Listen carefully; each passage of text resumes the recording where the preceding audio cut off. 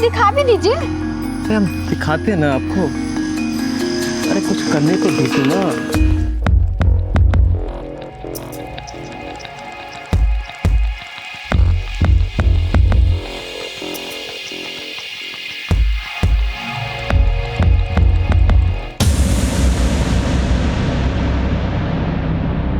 बर्दाश्त के बाहर था हमरे कि राम कुमार भी रेखा के साथ वही सब काम करे।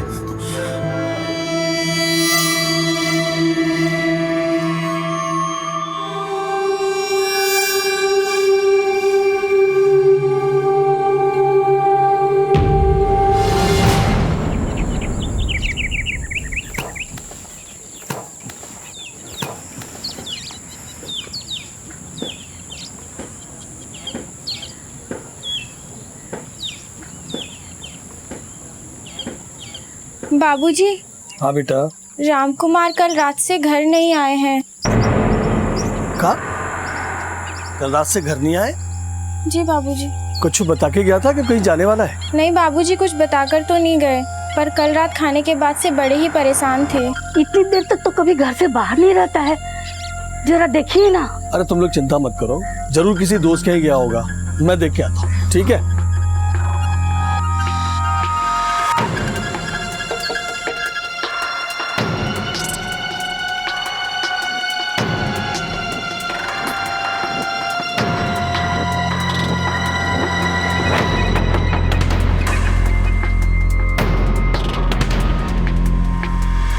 हाँ बिमला मौसी, राम कुमार आया है का?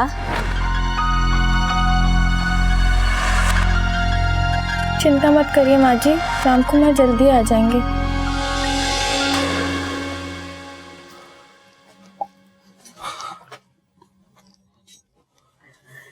का हुआ, कुछ पता चला का? सब जगह ढूंढ लिया, कुछ पता नहीं चला। एक काम कीजिए ना, अखिलेश को फोन लगा के देखिए ना, शायद कुछ पता चले।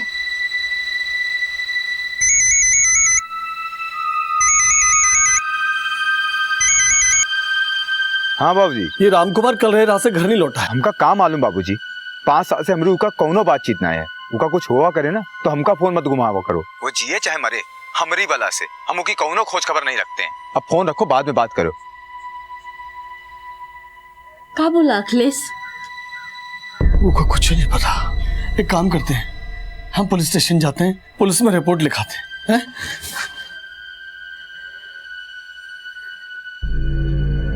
बेटा हम भी देख करके आते हैं।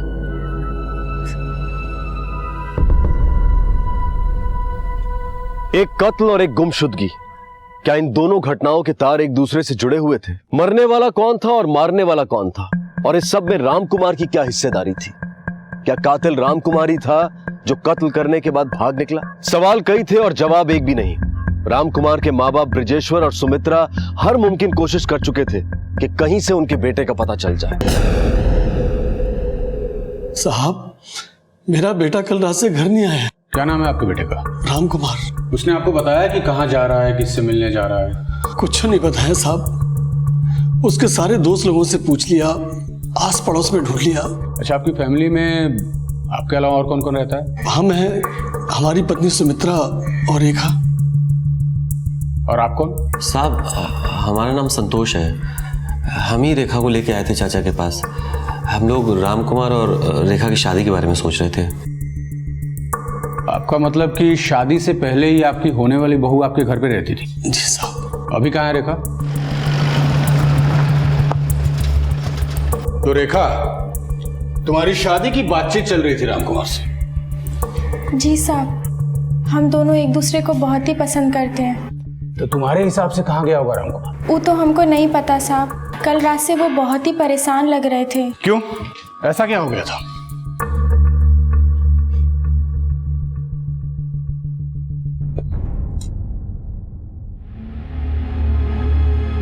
क्या हुआ बेटा, खाना क्या नहीं खा रहा? देखो बेटा, जो हुआ उसे भूल जाओ। रेखा बहुत ही अच्छी लड़की है, इससे अच्छी बहू हमारे घर के लिए और कोई नहीं हो सकती है। शादी ब्याह करो और अपनी जिंदगी को आगे बढ़ाओ। ये जिंदगी है बाबूजी, कौन रिक्शा ठेला नहीं जो धक्का देके आगे बढ़ा दें। अभी हमें थोड़ा सा वक्त चाहिए। मने जाएंगे, नौकरी करेंगे, पैसा वैसा इकट्ठा करके फिर शादी ब्याह के बारे में सोचेंगे। अरे पगला गए हो क्या? फिर वहीं जाओगे। अरे एक बार तो जेल जाने से बच गए हो, अरे कल को कुछ ऊंचा नीचा होगा तो हम लोग क्या करेंगे? अरे सुनो ना बाबूजी, लाख करो चतराई कर्म का लेखा कहूँ ना जाए, और इस सब के डर से का हम अपनी जिंदगी खत्म कर लें। अरे जिंदगी खत्म करने के लिए कौन कह रहा है बेटा? अरे अपने खेत है, बैल है, जमीन है, यही कमाओ यही खाओ, कम से कम चैन की नींद तो सो पाओगे। कितना सुख चैन सुकून है हमें सब पता है बाबूजी, आप अपनी सलाह अपने पास रखिए, हम देख लेंगे हमें क्या करना है। अरे राम, अरे बेटा सुन दो, सुनो तो। क्या हो गया लड़के को, कैसा बर्ताव कर रहा है?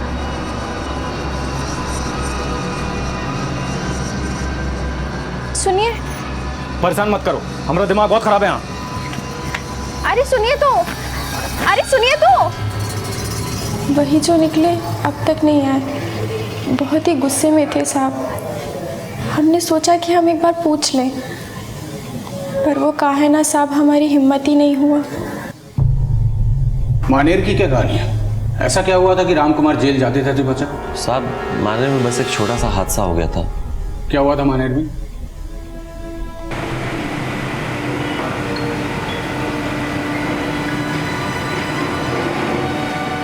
साहब मानेर पेपर फैक्ट्री में हम सुपरवाइज़र का काम करते हैं। गांव से 20 किलोमीटर है फैक्ट्री। राम को काम की तलाश थी तो हमने उसको फैक्ट्री में काम दिलवा दिया था। एक दिन काम करते समय राम कुमार से मशीन का एक बटन गलती से दब गया साहब, जिसके कारण एक नाक का एक हाथ जो है मशीन में फंस के कट गया।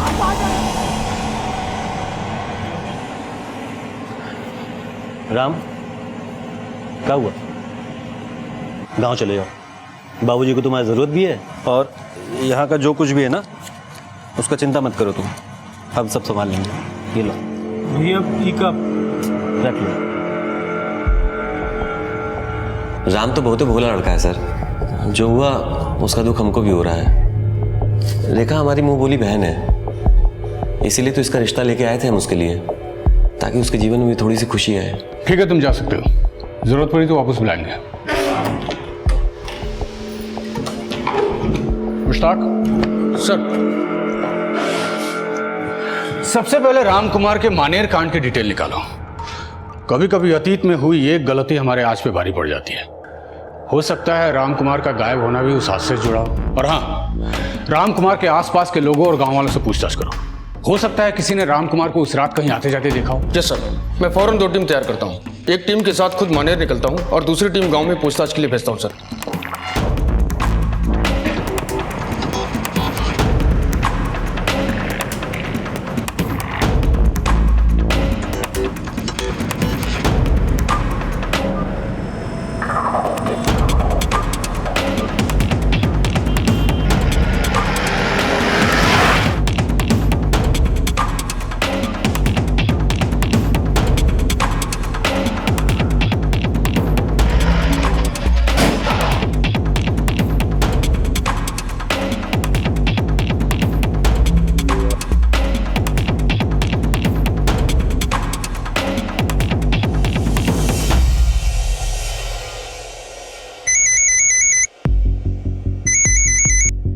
हाँ गुप्ता सर, घर के आसपास पूछताछ की पर ज्यादा कुछ खास पता नहीं चला, मगर हमें ये पता चला कि राम की अपने भाई से बनती नहीं थी।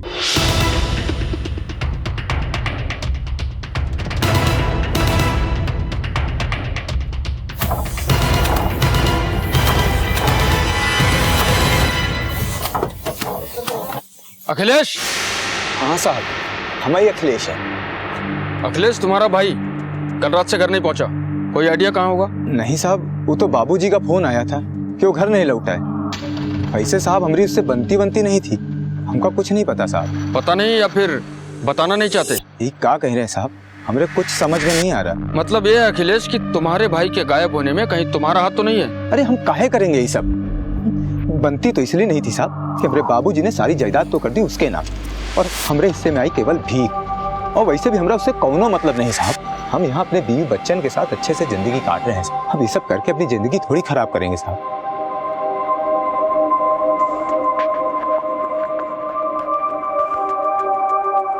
बेटा, तुमने जाना जरूरी है का? बाबूजी हम जाना तो नहीं चाहते थे, पर चाचा वापस फैक्ट्री जाना बहुत ज़रूरी है, पर हमारा कोई काम हो या कोई सहायता चाहिए तो फ़ोन करिएगा। और चाचा, राम मिल जाएगा, एतबार रखिए। अच्छा हम चलते हैं, प्रणाम।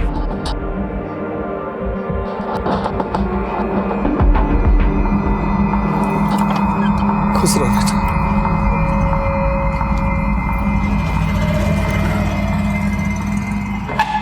सर, मैंने मानेर में काफी पूछताछ की। रेखा के कई चाहने वाले निकले सर।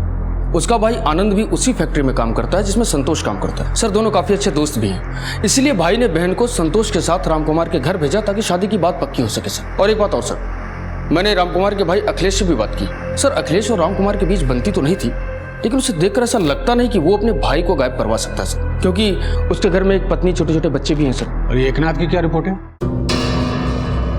सर, एकनाथ भी रेखा को काफी पसंद करता है। सर, ये राकेश है, रामकुमार के घर के पास में ही रहता है। इसने उस रात कुछ देखा है सर। क्या देखा था? साहब, हम उसको एक आदमी के साथ देखे थे। वो लोग झगड़ा कर रहे थे। अंधेरा ज़्यादा होने के कारण हम उसका चेहरा तो नहीं देख पाए, पर हाँ साहब, उसका एक हाथ नहीं था। तो एकनाथ था उस रात उसके साथ। मुश्ताक सर, चलो इस एकनाथ की खोज खबर ली जाए। पता तो चले कि ऐसी क्या जरूरत पड़ गई कि इतनी रात गए इन दोनों को एक साथ मिलना पड़ा। सर,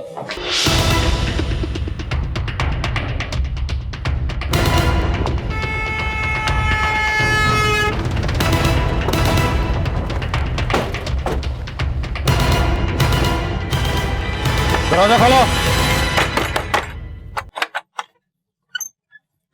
अरे काहे पकड़ रहे साहब हमको? हम का किए हम? पहले जितना पूछ रहा हूँ सच सच बोल। जिस रात रामकुमार गायब हुआ तो उसके साथ था। माजरा क्या है?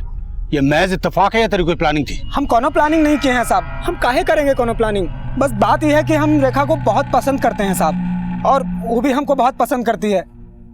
बस यही समझाए को गए थे हम रामकुमार को, ताकि वो पीछे हट जाए और 3 जिंदगी बर्बाद होने से बच जाए। क्या बात कर रहे हो एकनाथ? पगला गए हो क्या? पगला नहीं गए, सच बता रहे हैं, सच। और ये बात कान खोल के सुन लो, ये शादी से कोनो का भला नहीं होगा, और रेखा भी हमको पसंद करती है। हाँ, जैसे तुम कह दी और हम मान लिए। बस इतना ही बात था साहब। हम भला उनको काहे कुछ करेंगे। मुश्ताक सर, रेखा का कहना है कि रामकुमार और वो एक दूसरे को प्यार करते थे, और यहाँ एकांत कह रहा है कि वो और रेखा एक दूसरे को पसंद करते थे। कहीं ये सारा कुछ रेखा की वजह से तो नहीं हो रहा है? सर, रेखा के भाई आनंद तिवारी से बातचीत करते हैं। वो इन सबको जरूर जानता होगा, और एक भाई होने के नाते उसे ये जरूर पता होगा कि रेखा के आगे पीछे कौन कौन था और किस वजह से था, और रेखा किसे पसंद करती थी। तनिक मुस्कुराइए ना। काहे मुस्कुराए? अरे मुस्कुराती तो बहुत अच्छी लगती है। पर काहे मुस्कुराए? कोई वजह भी तो होनी चाहिए। अरे हम तुम्हारे सरप्राइज लेके आए हैं। सरप्राइज? दिखाइए तो। अरे ऐसे कैसे दिखा दो? पहले मुस्कुराइए तो सही। फिर दिखाओगे? हाँ तो ठीक है। आय हाय, कहाँ मुस्कुराती हो? कहाँ गया?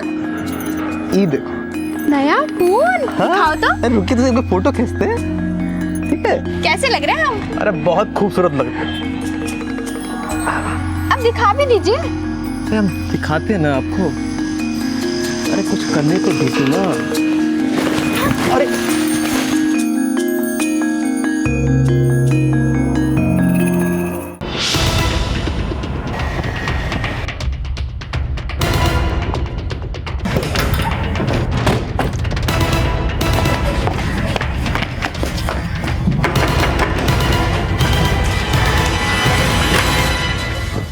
आनंद तिवारी। जी साहब। आनंद जी साहब। तुम्हें रामकुमार में ऐसा क्या दिखा कि तुमने अपनी बहन को सीधा उसके घर ही भेज दिया? रिश्ते की बात ऐसी भी हो सकती थी। साहब, हमने रामकुमार को फैक्ट्री में काम करते देखा था। बहुत ही मेहनती लड़का है। हमको लगा कि हमारी बहन के लिए इससे अच्छा रिश्ता हो ही नहीं सकता, इसलिए हमने संतोष के साथ रेखा को रामकुमार के घर भेजा, ताकि रामकुमार के माँ बाबूजी भी रेखा को देख लें। और ये एकनाथ का क्या चक्कर है? सर, वो तो बहुत ही है साला। सर, हमारी बहन पे गंदी नजर डाले बैठा। कई बार वो रेखा को छेड़ा है। बहुत घटिया आदमी है साहब। रामकुमार और रेखा ने एक दूसरे को पसंद कैसे किया? वो दोनों परसा खेड़ा में मिलते थे, वहीं से एक दूसरे को पसंद करने लगे। रेखा भी कहाँ है? सब वो कुछ सामान लाने के लिए बाजार गई। रामकुमार का गायब होना, ये बात मुझे कहीं ना कहीं फैक्ट्री के उस हादसे से जुड़ी लगती है। तुम एक काम करो, हादसे के वक्त जितने लोग भी मौजूद थे उन सबसे पूछताछ कराओ। सर,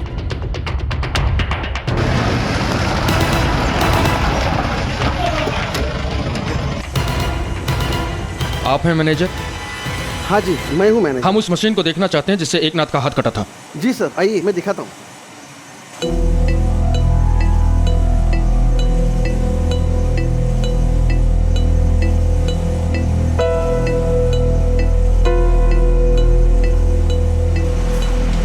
इससे पहले भी इस मशीन के साथ कोई हादसा हो चुका है? नहीं साहब, ये ऐसे पहली बार ही हुआ है। ऐसे पहले कभी नहीं हुआ। हमारे सारे मशीन्स की मरम्मत हर महीने होती है। ये जो हादसा हुआ है ना साहब एकनाथ के साथ, ये पहली दफा ही घड़ा है। साहब उस दिन एकनाथ काफी खोया खोया सा लग रहा था। मतलब उसे संभाल के काम करना चाहिए था, क्योंकि कारखाने में आप देख रहे हैं इतनी बड़ी बड़ी मशीनें हैं। यहाँ हमेशा चौकस रहना बहुत जरूरी होता है। साहब हमको तो ऐसा लगता है राम कुमार ने सब कुछ जानबूझकर किया था। एकनाथ रास्ते से हटे और रेखा के लिए रास्ता साफ हो जाए। और उस दिन दोनों बहुत लड़े थे। अब काहे लड़े ये हमें पता नहीं। उस रोज एकनाथ और राम कुमार में झगड़ा हुआ था। ये झगड़ा किस बात को लेकर हुआ था? साहब ये एक नथवा ना आनंद की बहन रेखा के पीछे पड़ा हुआ था। कभी कभी आते जाते कुछ उल्टा सीधा बोल भी देता था। अब रेखा हमारी भी बहन जैसी है, इसी आदत को लेकर झगड़ा हुआ होगा। सर, मैंने मनेर फैक्ट्री में लोगों से पूछताछ की। कुछ का कहना है कि उस दिन एकनाथ ही खोया खोया सा था, जिसकी वजह से लापरवाही में उसका हाथ कट गया सर। और कुछ लोगों ने बताया कि एकनाथ और राम कुमार के बीच झगड़ा भी हुआ था सर। ये झगड़ा किस वजह से हुआ था? सर संतोष ने बताया कि एकनाथ रेखा के पीछे था और उस पर गंदे गंदे कमेंट्स भी पास करता था। झगड़ा इसी बात को लेकर हुआ था। मुश्ताक, कहीं ऐसा तो नहीं कि इसी वजह से एकनाथ को उस मशीन का शिकार बनाया गया? अखिलेश और एकनाथ दोनों के पास राम कुमार को गायब करने की वजह थी, लिहाजा दोनों शक के घेरे में थे। रिश्तों में खटास कभी भी दुश्मनी का रूप ले सकती है, फिर चाहे वो रिश्ता दोस्ती का हो या सगे भाइयों का। दुश्मनी किसी के लिए भी घातक बन सकती है। पुलिस ने राम कुमार से जुड़े हर इंसान और उसके रिश्ते को खंगालना शुरू कर दिया, क्योंकि इस वक्त छोटे से छोटा सुराग भी बड़ा खुलासा कर सकता था। हाँ सुनो, अरे हमको सब पता उस दिन क्या हुआ था, ठीक है? हाँ रेखा के बारे में बात करना जरूरी है। नहीं नहीं नहीं नहीं, सिर्फ हम और तुम कारखाने के पीछे 8 बजे के बाद, ठीक है?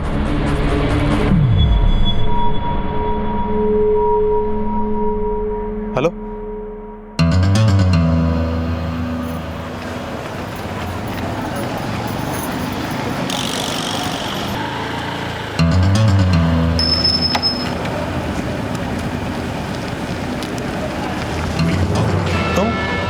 यहाँ क्या कर रही हो? कुछ नहीं, बस थोड़ा टहलने निकल गए थे। इतनी रात को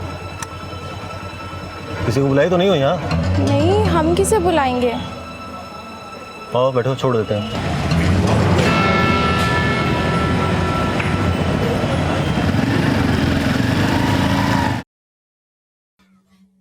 हमरा राम इतना भोला और सीधा है, किसी की बात पर भी भरोसा कर लेता है। फिर यही सोच के तो हमने अपनी आधी से ज्यादा जायदाद उसके नाम कर दी थी, ताकि उसका भविष्य सुरक्षित हो जाए।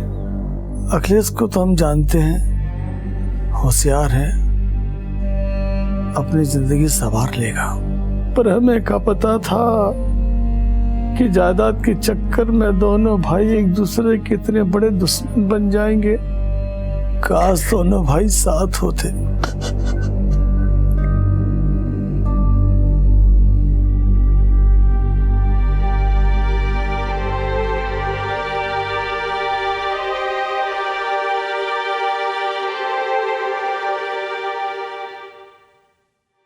सर, ये रेखा की कॉल डिटेल्स हैं। इसमें उन तमाम लोगों के नंबर्स हैं जिनसे वो फोन पर बात करती थी या जिनके कॉल उससे आते थे।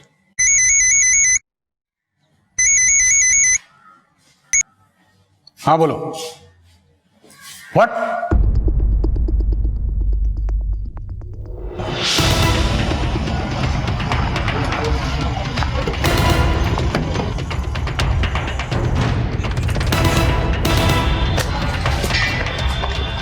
हटो साइड।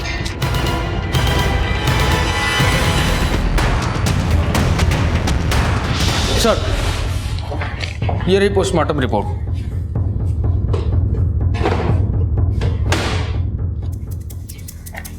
सर, रिपोर्ट के मुताबिक ड्रग्स के हैवी डोज की वजह से ही नमन मिश्रा की मौत हुई थी। ड्रग्स का हैवी डोज? इसका मतलब नमन ड्रग्स लेता था। मुश्ताक, सर, ये बात कुछ पल्ले नहीं पड़ी। नमन एक मजदूर आदमी था, वो कितना भी नशेड़ी हो, लेकिन ड्रग्स जैसी चीज का रेगुलर सेवन करना उसके बस की बात नहीं हो सकती। तुम सबसे पहले यह पता लगाओ कि नमन वाकई ड्रग्स लेता था या नहीं।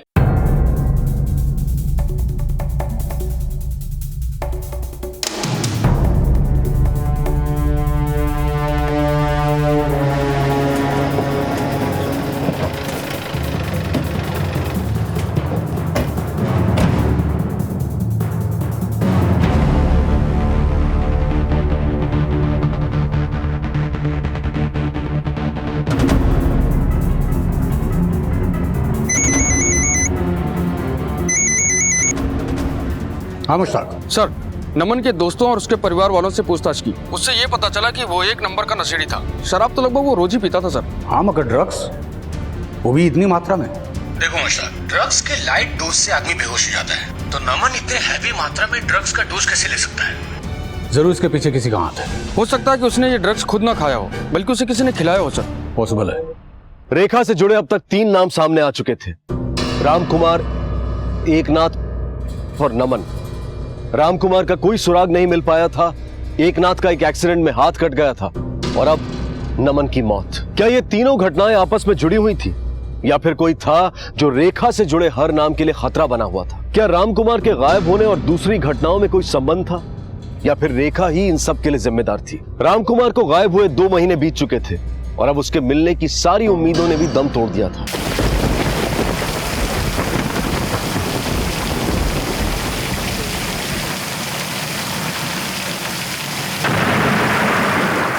पानी भर गया। हमको ये पानी निकालना पड़ेगा, कहीं ऐसा ना हमारी जमीन बैठ जाए। आ जाओ, जल्दी अंदर के कमरों को भी देखते हैं, कहीं ऐसा ना इतना पानी वहां भी भरा। हाँ चलिए चल।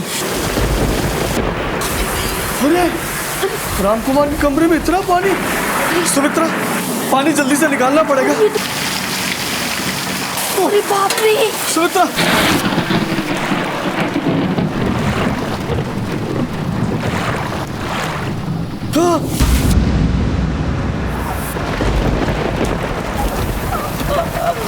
अरे दुनिया में इसको ढूंढ रहे थे हम।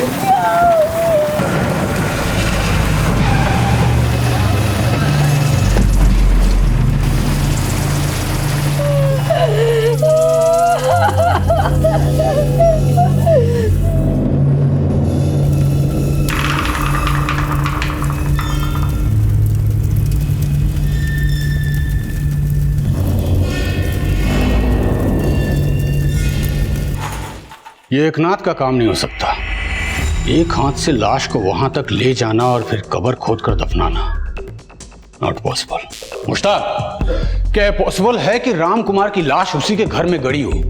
इतना सब कुछ हो गया और बाप को खबर तक नहीं। सर, हो सकता है कि सच में उसे पता ना हो, क्योंकि अगर वो इन सब के पीछे होता तो बारिश के बाद भी लाश के बारे में किसी को पता नहीं चलने देता सर। वो तो ठीक है मुश्ताक, लेकिन हमें अपनी तरफ से एक बार ब्रजेशों को टटोलना चाहिए। हो सकता है हमारा अंधेरे में चलाया हुआ तीर सही निशाने पर लग जाए। सर, अरे इससे ज्यादा एक बाप का दुर्भाग्य और क्या हो सकता है साहब, कि उसका जवान बेटा उसके ही घर में दफन रहे, और उसका एक बूढ़ा बाप उसकी कब्र पर 2 महीने तक सोता रहे और उसे पता तक नहीं चला। संभालिए अपने आप को। खूनी जो भी है जल्दी पुलिस की गिरफ्त में होगा। सर, ये राकेश है, अखिलेश का पड़ोसी। रामकुमार के बारे में कुछ है जो ये हमें बताना चाहता है। हाँ बोलो। अखिलेश के बाबूजी अखिलेश के यहाँ बहुत दिन बाद दिखे, इसलिए हमारा ध्यान उन पे गया। अखिलेश, अखिलेश। प्रणाम बाबूजी। खुश रहो।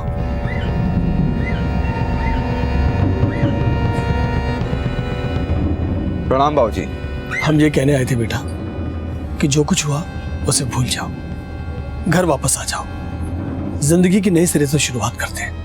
अब सब खत्म हो चुका है बाबूजी, और आप हमेशा रामकुमार की तारीफ करते रहते हो, तरफदारी करते रहते हो। जब तक वो जिंदा है ना, वो घर में कभी कदम ना रखेंगे। अखिलेश। मुश्ताक, लगता है अखिलेश के पास बहुत कुछ है हमें बताने को। तुम एक काम करो, फौरन एक टीम तैयार करो, अखिलेश के घर पहुंचो। कहीं ऐसा ना हो कि लाश की खबर सुनकर वो भाग निकले। सब साहब, ये क्या कर रहे हैं साहब? हमरा विश्वास कीजिए साहब। स्टेशन जाके करेंगे अखिलेश।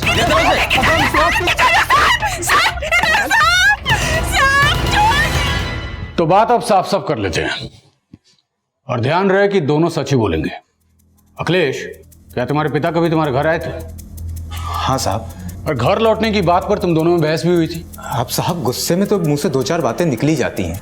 बात यह है साहब कि हम राम से चिढ़ते बहुत थे।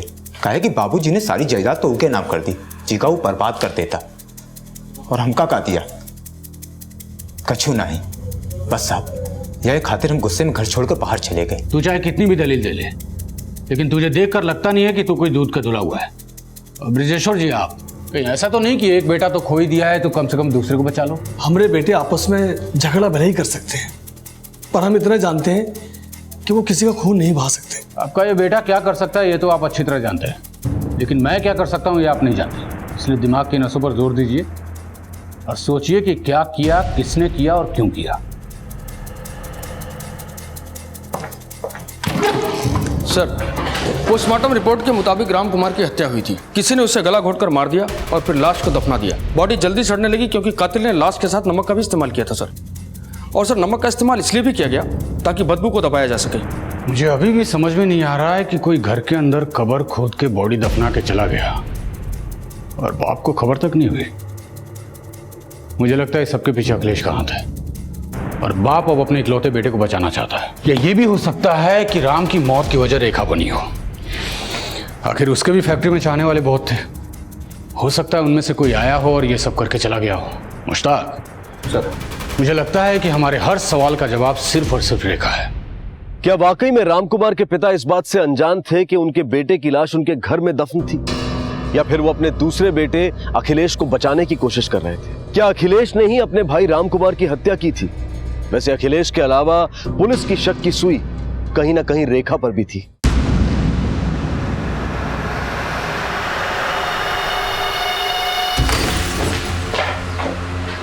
रेखा सर,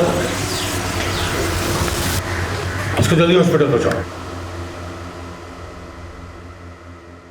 चूहा मारने की दवा खाई थी। सिचुएशन क्रिटिकल हो सकता था पर अभी ठीक है। जहर अभी बाहर है पर रिकवर होने में 2 से 3 दिन लग सकते हैं। हाँ तो रेखा, मामला क्या है? ऐसा क्या हुआ कि तुमने चूहे मारने का जहर खा लिया? साहब, आज तक हमने जिससे भी प्यार किया वो सब हमको छोड़कर चले गए और इस बार भी ऐसा ही हुआ साहब। इसलिए हमने सोच लिया कि अब हम नहीं रहेंगे। मैं तुम्हारा दुख समझ सकता हूं, सुनकर बड़ा अफसोस भी हुआ, लेकिन वो क्या है ना, मेरी भी एक परेशानी है जिसे सुनकर तुम्हें भी बड़ी तकलीफ पहुंचेगी। हमने तुम्हारा कॉल रिकॉर्ड चेक किया और हमें यह पता लगा कि जिस रात नमन का खून हुआ उस रात तुम भी वहीं थी। और हम उस फैक्ट्री को मजदूर नहीं है जिसे तुम घुमाओ और हम घूम जाएं। अब तुम्हारी भलाई इसी में है कि सारा सच खुद अपने मुंह से कबूलो। ये तो अगर हम घुमाने पे आ गए ना तो ऐसा घुमाएंगे कि तुम्हारी पूरी जिंदगी घूम जाएगी। चलो बोलो बोलो। साहब, हम तो नमन के साथ रहना चाहते थे। हमने तो इतना भी सोच लिया था कि हम उनके साथ भाग जाएंगे। साहब, नमन ने हमसे वादा किया था कि वो हमें कभी किसी चीज की कमी महसूस नहीं होने देंगे। और हाँ साहब, उस रात नमन ने ही हमें वहां बुलाया था।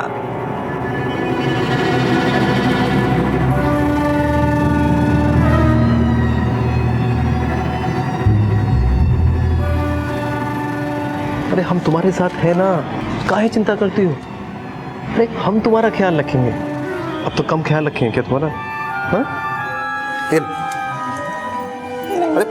अरे पकड़ो ना। हमें पता है कि आप हमारा हमेशा ख्याल रखेंगे। फिर हम उसके बाद वहां से अकेले निकल गए। उसके बाद साहब नमन से कौन मिला, वो कहाँ गया, हमें कुछ नहीं पता साहब। उस रात इतना कुछ हुआ। आपके बेटे को किसी ने मारा, आपके घर में उसकी कब्र खोदी, उसे दफना दिया और वहां से चले भी गए। ये सब करने में अच्छा खासा वक्त लगा होगा ब्रिजेश्वर जी, और आपने कुछ भी नहीं सुना। क्यों? साहब, मैं और मेरी पत्नी उस रात भी हर रोज की तरह खाना खा के अपने कमरे में सोने चले गए। हमने कोई आवाज नहीं सुनी साहब। हमारे घर में आने के 2 रास्ते हैं, एक तो आगे का दरवाजा और एक पीछे का दरवाजा जो खेतों की ओर खुलता है साहब। वो लोग जरूर पीछे के दरवाजे से आए होंगे साहब। और साहब रामकुमार का कमरा भी घर की दूसरी तरफ है। अगर उस कमरे में कुछ हो भी रहा होगा तो हमें उसकी आवाज नहीं आएगी। ये सब में अखिलेश नहीं हो सकता साहब। वो गुस्सा जरूर करता है, बकबक करता है, पर वो ये सब नहीं करेगा साहब। तो फिर और कौन कर सकता है? कौन कौन लोग आते थे आपके घर पे? बहुत से लोग आते हैं हमारे घर पे तो। रेखा, संतोष, उसकी पत्नी। सर हमने अब तक संतोष और नमन के घर वालों से बात नहीं किया है। संतोष की बीवी भी रामकुमार के घर अक्सर आया करती थी। हो सकता है उसने कभी कुछ देखा हो।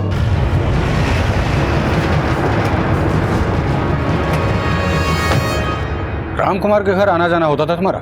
हाँ साहब जी, वो उनकी माँ बहुत अच्छी है, उनसे मिलाया करती थी। तुम्हारा पति संतोष रेखा का रिश्ता लेकर रामकुमार के यहाँ गया था। कैसी लड़की है वो? अरे उसकी तो बात ही ना कीजिए साहब, उसकी वजह से तो हमारा अच्छा खासा घर बर्बाद हो रहा है। ऐसा क्या कर दिया उसने?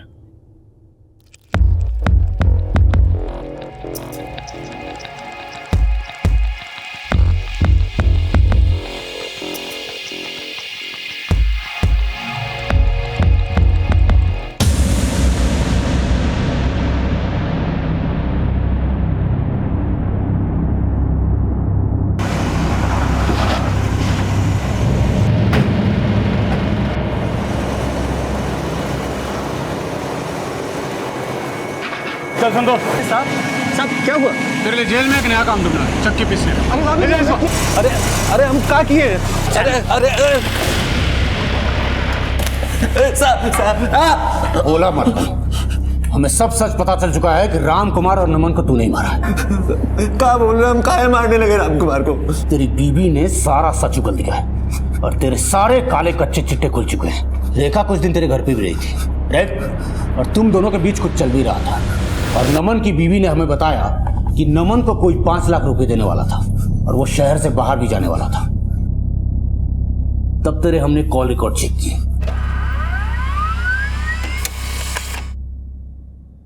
और पता चला कि कत्ल वाले दिन नमन ने तुझे फोन भी किया था। हेलो? और कत्ल की रात रेखा तेरे साथ भी थी। फिर क्या, सारा मामला हमारे सामने आने की तरह साफ हो गया। अब बस तेरे मुंह से सुनना बाकी है। चल बोल बोल। साहब, ये नमनवा हमको कारखाने में तार बदलते हुए देख लिया था, जिसके बाद एक नाथ का हाथ कट गया।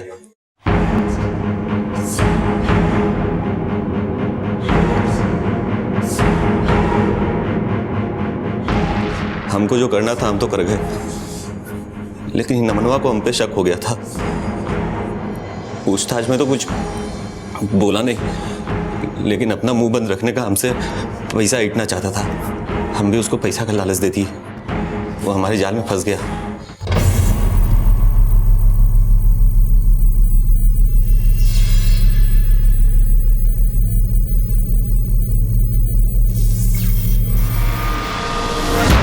मौका देख के हम उसका खेल खत्म कर दिया। हमको रेखा के पास कोई अच्छा नहीं लगता था। हमारी रेखा सिर्फ हमको हमारे साथ चाहिए थी। इन मनो हमसे पैसा तो इतना ही चाहता था, साथ ही साथ रेखा भी उसको चाहिए थी। जी का जंजाल बच गया था हमारे। उससे पहले रामकुमार को क्यों मारा? तो भैया हम बता रहे थे ना, राम से बेहतर लड़का रेखा के लिए और कोई नहीं है हमारी नजर में। हम भी उसको देखे हैं फैक्ट्री में काम करते हुए। बड़ा मेहनती और ईमानदार लड़का है। तो कहो तो बात चलाए। अरे भैया, नेकी और पूछ चलो बात पक्की, हम बात करते हैं उससे। हम रेखा को रामकुमार के यहाँ छोड़ाए। हमको लगा कि रेखा रामकुमार के यहाँ रहेगी तो किसी को शक भी नहीं होगा और हम लोग मिलते जुलते रहेंगे।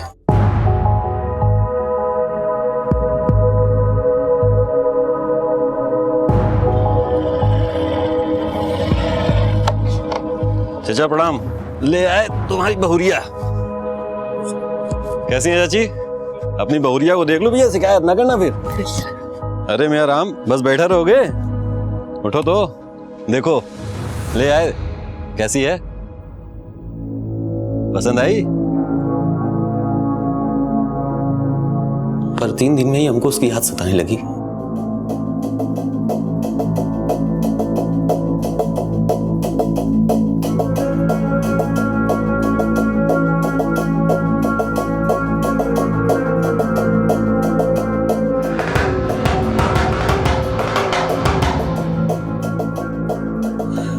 मुझसे मिलने निकले। हमको ये बात शुरू से अच्छी नहीं लग रही थी। बर्दाश्त के बाहर था हमरे कि राम कुमार भी रेखा के साथ वही सब काम करे। हम एक रात वो दोनों को देखे भी।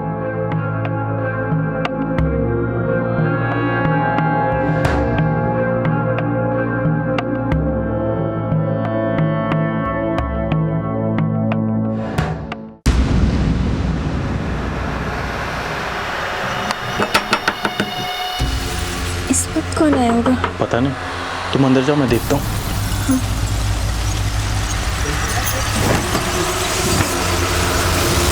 अरे संतोष, इतनी रात के? हाँ यार, क्या बात है? मन नहीं लग रहा था ना, तो सोचा तुम्हारे साथ दो पैकिंग मार ले। अरे आओ। अरे रेखा, देखो तुम्हारे भाई आए हैं।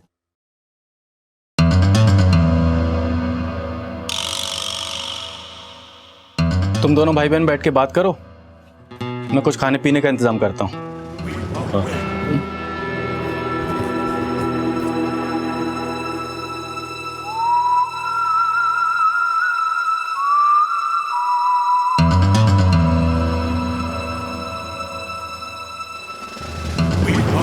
हाँ भाई संतोष,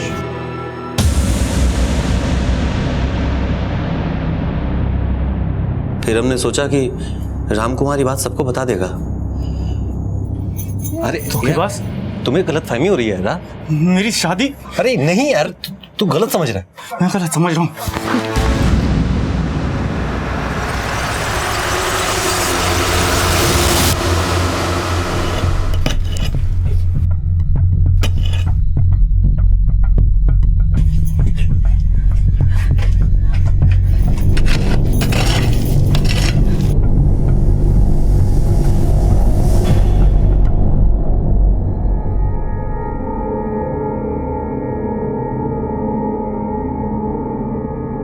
फिर अगली सुबह ब्रजेश्वर चाचा घर आए और हमसे कहने लगे कि रात से राम कुमार घर नहीं लौटा।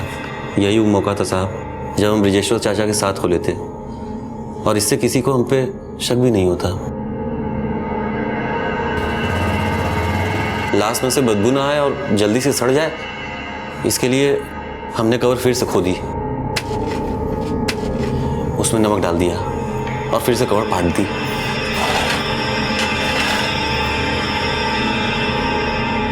उसके बाद हमने और रेखा ने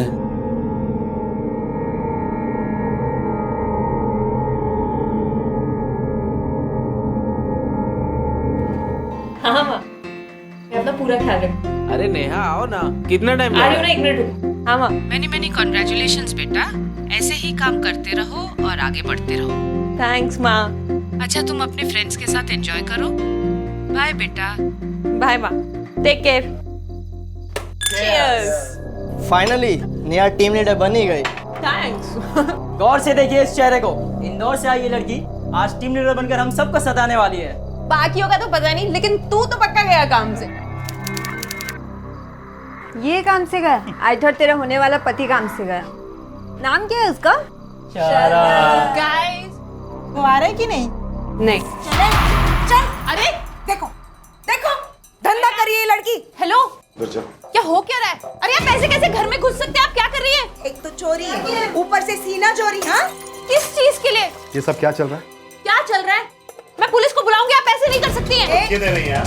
मैं धमकी नहीं दे रही, मैं पुलिस को सबको बुलाऊंगी। पकड़ो और सोसाइटी के नीचे लेके चलो, फिर बताएंगे इनको क्या किया। अरे लेकिन आप ऐसे कैसे कर सकते हैं? हम लोग क्या आपने किया? चलो रे, लेके चलो। क्या है? जब एक भीड़ एक समूह इकट्ठा होता है तो सभी शेर बन जाते हैं। एक दूसरे के कंधे का सहारा लेकर वो गुस्से की सारी सीमाएं लांघ जाते हैं। जब कोई नैतिक यानी कि मॉरल पुलिसिंग का जिम्मा उठा लेता है तो नैतिक और अनैतिक के बीच की लकीर वही अपनी मर्जी से खींचता है। और ये जिम्मा उठाया था मिसेस पारिक ने। लेकिन जब पुलिस ने जांच शुरू की तो पता चला कि मिसेस पारिक के गुस्से की वजह सिर्फ ये नहीं।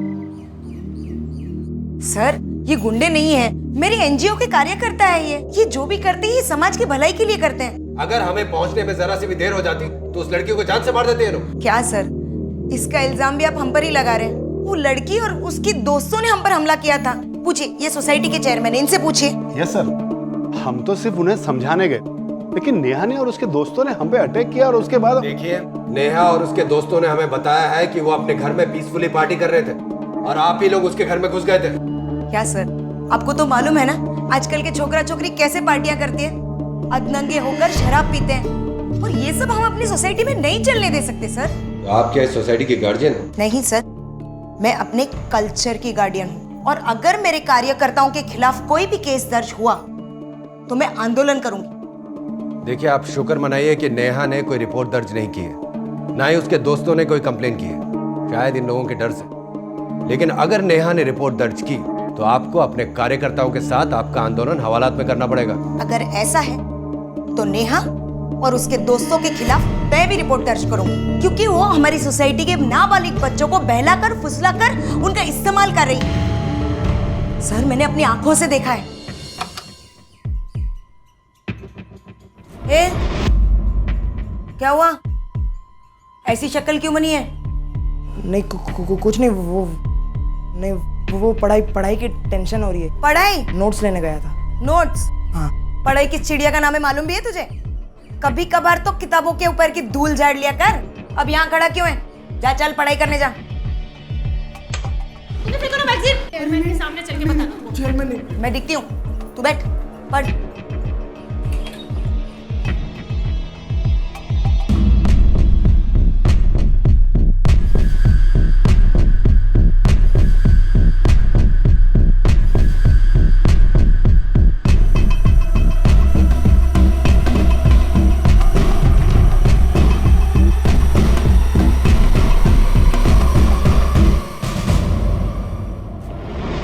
तो आपने इस बात की शिकायत क्यों नहीं की? सर, इन्होंने मुझसे शिकायत की थी। ऑफिशियली सोसाइटी ने नेहा को नोटिस भी भेजा था कि वो फ्लैट खाली कर दे, लेकिन उसे साफ मना कर दिया सर। 100 बात की एक बात सर, नेहा जैसी लड़की को हम अपने सोसाइटी में नहीं रहने दे सकते, बस। अब तबीयत कैसी है आपकी? पहले से काफ़ी बेटर है। देखिए नेहा जी, मुंबई में किसी भी सोसाइटी में रहने के कुछ रूल्स एंड रेगुलेशंस होते हैं, तो अगर आप इस सोसाइटी में रह रही हैं तो आपको इसके रूल्स एंड रेगुलेशंस फॉलो करने चाहिए। मिसेस पारेख कौन होती है मुझे ये बताने वाली कि मैं क्या पहनूं, किससे मिलूं, किससे दोस्ती रखूं? मिसेस पारेख का तो कहना है कि आप इस सोसाइटी के टीनेज लड़कों को बहला रही हैं। बहला रही हूँ? मेरे पास कुछ और काम नहीं है क्या? मुझे तो खुद ये सोसाइटी के बच्चों ने दुखी किया हुआ है। उस दिन भी मैं ऑफिस से आई तो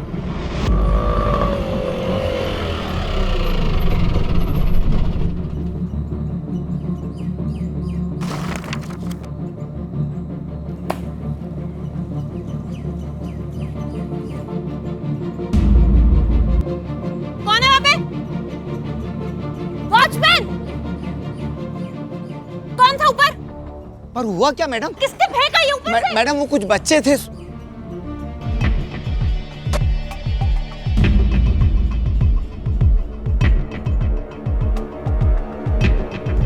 रुक, कहाँ जा रहा है? तूने फेंका ना मैगजीन? तूने फेंका ना नीचे मैगजीन? मैं सच कह रहा हूँ, मैंने नहीं फेंका, वो गलती से गिर गया। चेयरमैन के सामने चल के बता दो। चेयरमैन नहीं, सॉरी, वो सच्ची में गलती से गिरा। प्लीज। उस दिन जब मिसेस पारेख ने उस लड़के के साथ मुझे सीढ़ियों पे देखा तो उनको लगा कि मैं उसके साथ कुछ गलत कर रही हूँ, जबकि मैं तो उसको सिर्फ सबक सिखाना चाहती थी। उसी रात सोसाइटी के चेयरमैन ने मुझे नोटिस भेज दिया कि मैं ये फ्लैट खाली कर दूँ। इस शहर में आपकी फैमिली से कोई और है? जी नहीं, माँ है, वो इंदौर में रहती हैं। देखिए, मेरी शादी फिक्स हो चुकी है, मैं किसी भी झमेले में नहीं पड़ना चाहती। So just keep me out of this. मैं कुछ नहीं जानती, मुझे वो लड़की सोसाइटी के बाहर 1 हफ्ते के अंदर चाहिए, बस। तुम क्यों टेंशन लेती हो अनीता? उसकी शादी होने वाली है 1 महीने के अंदर, चली जाएगी वो। मुझे उस लड़की से या उसकी शादी से कोई लेना देना नहीं है। उस रात सोसाइटी में जो हंगामा हुआ था ना, उसकी वजह से काफी लोग मेरे फेवर में आ चुके। देखिए, इस सोसाइटी में कुल 16 बिल्डिंग है, और इतनी बड़ी सोसाइटी का चेयरमैन होने का मतलब जानते हैं आप? मेरी जगह पे अगर कोई और चेयरमैन बन गया ना, तो सोसाइटी का हिसाब कैसे जस्टिफाई करोगे? जानता हूं कि मैं तुम्हारे बगैर कुछ भी नहीं कर पाऊंगा, लेकिन समझो कि उस लड़की के फेवर में भी फ्लैट वाले काफी हैं, और ऊपर से वो राहने, हाँ, पॉलिटिकल सपोर्ट है उसके पीछे। तो मालूम है मुझे, वही पॉलिटिकल सपोर्ट तो निकालना है। अगर 5% लोग नेहा की तरफ से है ना, तो बाकी 95% लोग मेरी तरफ से हैं, और जिसका जितना वोट बैंक उसका उतना ही बोलबाला।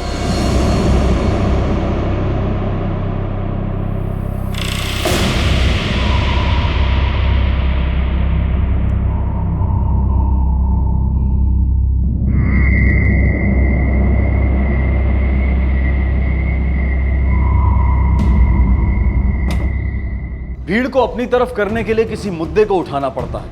अब वो मुद्दा सही है या गलत है, इसका फैसला तो बाद में होता है, पहले तो सिर्फ नुकसान होता है। मिसेस पारेख ने भी मुद्दा उठाया था। लड़ाई दरअसल मिसेस पारेख और नेहा के बीच थी ही नहीं।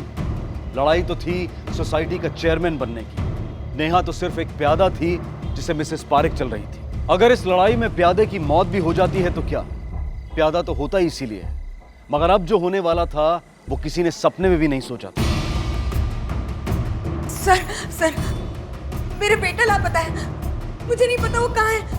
मैंने उसके दोस्तों को भी फोन किया लेकिन उन्हें भी खबर नहीं वो कहाँ है। सर मैडम प्लीज आप शांत होइए, प्लीज बैठिए बैठिए। उसे ढूंढिए जल्दी। ये बताइए कि आपका बेटा कब से घर नहीं आया? रात से उसका फोन किया था सर उसको फोन, लेकिन अभी उसका फोन स्विच ऑफ आ गया। कहाँ रहते हैं आप लोग? सर इसने प्रिया सोसाइटी में। आप कौन? सर उस सोसाइटी का चेयरमैन हूँ मैं। मैडम आपके पास आपके बेटे का कोई फोटो? फोटो है सर मोबाइल में। सर मेरा बेटा है। क्या नाम है बच्चे का? रघुवेश पारेख। उम्र? 15 साल। शिंदे। रघुवेश पारेख 15 वर्षाचा। सारे पुलिस स्टेशन में इसका फोटो भेज दो, जीआरपी को भी।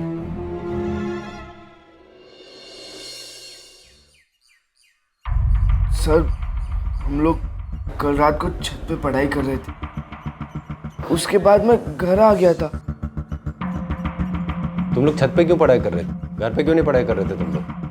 रघुवेश वो करता है। अच्छा, और तुम लोग नहीं करते? ये टेरेस की चाबी तुम लोग के पास कहाँ से आई? वॉचमैन ने दी या तुम लोगों ने चुराई? नहीं सर, रघुवेश के पास और एक चाबी रहती थी।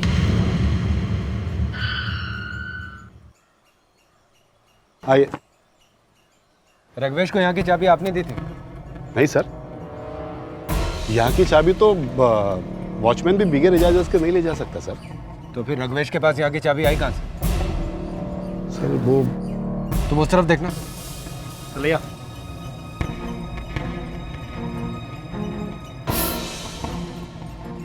यहाँ और कौन कौन आता है?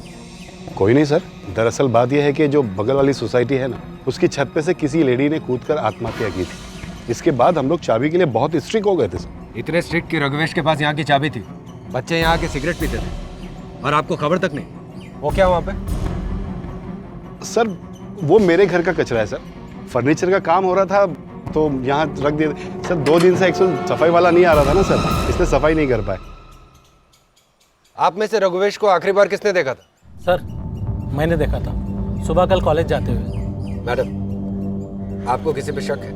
देखिए सर, मैंने तो हमेशा इस सोसाइटी के लोगों के अच्छे के लिए आवाज उठाई, और जब आप किसी का अच्छा करते हैं तो दुश्मन तो बनते ही है ना सर। उस नेहा के खिलाफ ही मैंने आवाज उठाई थी, तो वो भी तो मेरी दुश्मन हुई ना। वो राणे है ना, वो बिल्कुल बर्दाश्त नहीं कर सकता कि मिसेस पारेख जो सोसाइटी का इलेक्शन लड़े। ये राणे कौन है? गुंडा है सर। इस सोसाइटी में 3-3 फ्लैट है उसके, और सर इस बार वो मिसेस पारेख के खिलाफ सोसाइटी का इलेक्शन भी लड़ रहा है सर।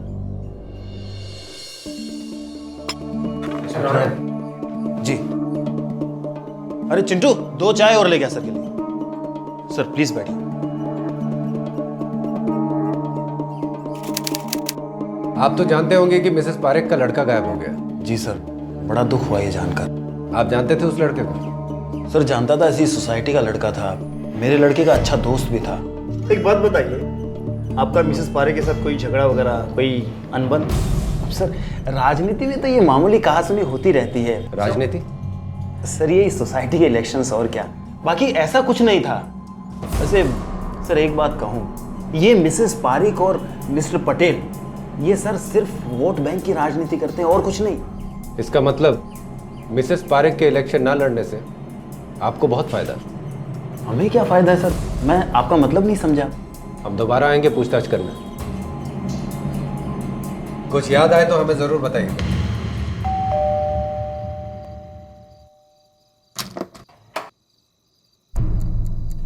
आपसे कुछ पूछताछ करनी है। जी। आपने राघवेश को आखिरी बार कब देखा था? मैं तो किसी राघवेश को नहीं जानती। मिसेस पारेख का बेटा राघवेश? लेकिन मैं मिसेस पारिक के बेटे को नहीं जानती। लेकिन मिसेस पारिक तो कह रही थी कि आप झूठी है वो औरत। मुझे तो ये समझ में नहीं आता उनको मुझसे प्रॉब्लम क्या है। आज अगर मेरी एंगेजमेंट टूटने पर आ गई है तो वो भी उन्हीं की वजह से। फोटो देखा ना, ये देखिए।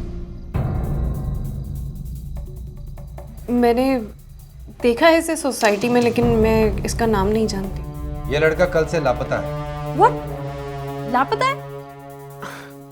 स्ट्रेंज, बट मैं इसके बारे में कुछ नहीं जानती। ठीक है, अगर आपको इसके बारे में कुछ भी पता चले तो हमें जरूर बताइएगा। राघवेश का कुछ पता नहीं चल रहा था। पुलिस ने किडनैपिंग का एंगल भी ओपन रखा था, लेकिन दूसरे दिन भी फिरौती के लिए कोई कॉल नहीं आया। राघवेश का फोन अब भी स्विच ऑफ आ रहा था। पुलिस ने उसके फोन की लोकेशन जानने के लिए साइबर सेल की मदद ली। पुलिस को अब यकीन हो चला था कि राघवेश के गायब होने का संबंध सोसाइटी की राजनीति से ही था, जिसका एक अहम हिस्सा था रहाणे। लेकिन रहाणे ने पुलिस को एक ऐसी बात बताई जिससे पुलिस की आंखें भी खुली रह गई। नमस्ते सर, वो आपने कहा था ना सर कुछ मिले तो बताना। ये सर उस लड़की नेहा का वीडियो मिला है सर, जिस पे मिसेस पारिक और मिस्टर पटेल ने हमला करवाया था। सर प्लीज़ देखिए आप।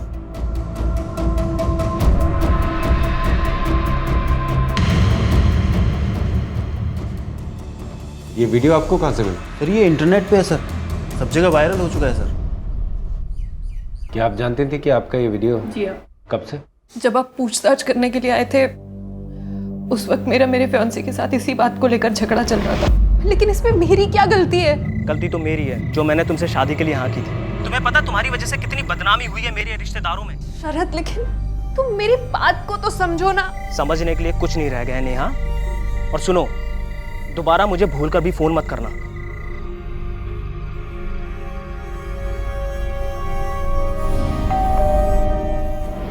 तो आपने हमें ये बात उस समय क्यों नहीं बताई? क्योंकि मुझे नहीं पता था कि ये वीडियो सिर्फ शरद को भेजा गया है मुझे परेशान करने के लिए, या पब्लिकली सर्कुलेट हुआ है। मैं और बदनाम नहीं होना चाहती थी, इस वजह से मैंने नहीं बताया। आपको आइडिया कि ये वीडियो शरद के पास कैसे पहुंचा? जी नहीं, उसने मुझे नहीं बताया। बस उस दिन के बाद से उसने मंगनी तोड़ दी और मेरा फोन कभी नहीं उठाया। आपको कोई अंदेशा है कि ये वीडियो कब और किसने बनाया होगा? अभी तक तो मुझे नहीं पता था, लेकिन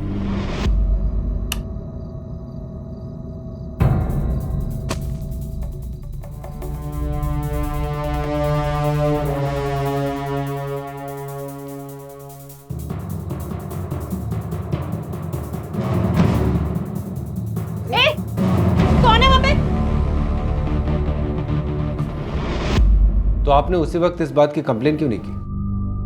मुझे नहीं पता था कि वो लोग वीडियो बना रहे हैं। मुझे लगा था कि शायद बस ताका झाकी कर रहे हैं। मैंने इस बात की कंप्लेंट जाकर चेयरमैन मिस्टर पटेल से की थी, लेकिन उन्होंने कहा कि मैं ये सब सोसाइटी को बदनाम करने के लिए कर रही हूँ। मैंने ये बात रहाणे को भी बताई। रहाणे को क्यों? क्योंकि पटेल बात सुनने के लिए तैयार ही नहीं थे। और रहाणे ने क्या कहा? मुझे मालूम है इस सब के पीछे मिसेस पारिक का हाथ है। मिसेस पारिक? क्यों? तुम्हें तंग करने के लिए, और क्यों? ताकि तुम ये सोसाइटी छोड़ के चली जाओ। मगर तुम्हें कहीं जाने की ज़रूरत नहीं है। अरे ये सोसाइटी किसी के बाप का घर है क्या, जो ऐसे ही किसी को भी निकाल देंगे? और तुमने उन लड़कों को तो देखा ही है ना, पहचान जाओगे ना उन्हें। मैंने ठीक से नहीं देखा, लेकिन हाँ अगर मैं देखूंगी तो मैं पहचान जाऊंगी। अगर वो कहीं पे भी सोसाइटी में नजर आए ना, मुझे बताना। मिसेस पारिक के घर के सामने। उन्हें नहीं मारा तो मेरा नाम बदल देना। Hello, very good. मुझे वहाँ की लोकेशन डिटेल्स भेजो। हाँ, वहाँ पहुँच गए। यहाँ रुको। हाँ, थैंक यू साहब, हम वहाँ पहुँच गए। साइबर सेल से जो हमें कोऑर्डिनेट्स मिले वो इसी जगह के। फोन यहीं कहीं होना चाहिए। जाओ ठीक से देखो। पाटिल, शिंदे, इकडे बघा।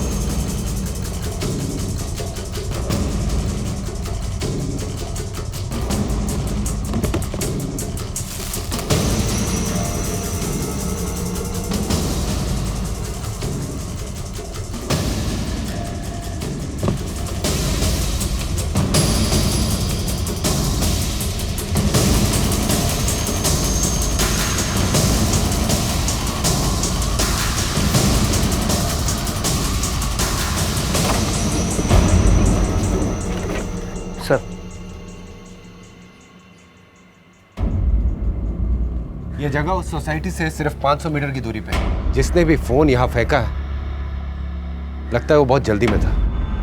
Yes sir. मेरे बेटे का ही मोबाइल है ये। मैंने उसे बर्थडे पे गिफ्ट किया। बर्थडे पे गिफ्ट। हम उसे ढूंढने की पूरी कोशिश कर रहे हैं।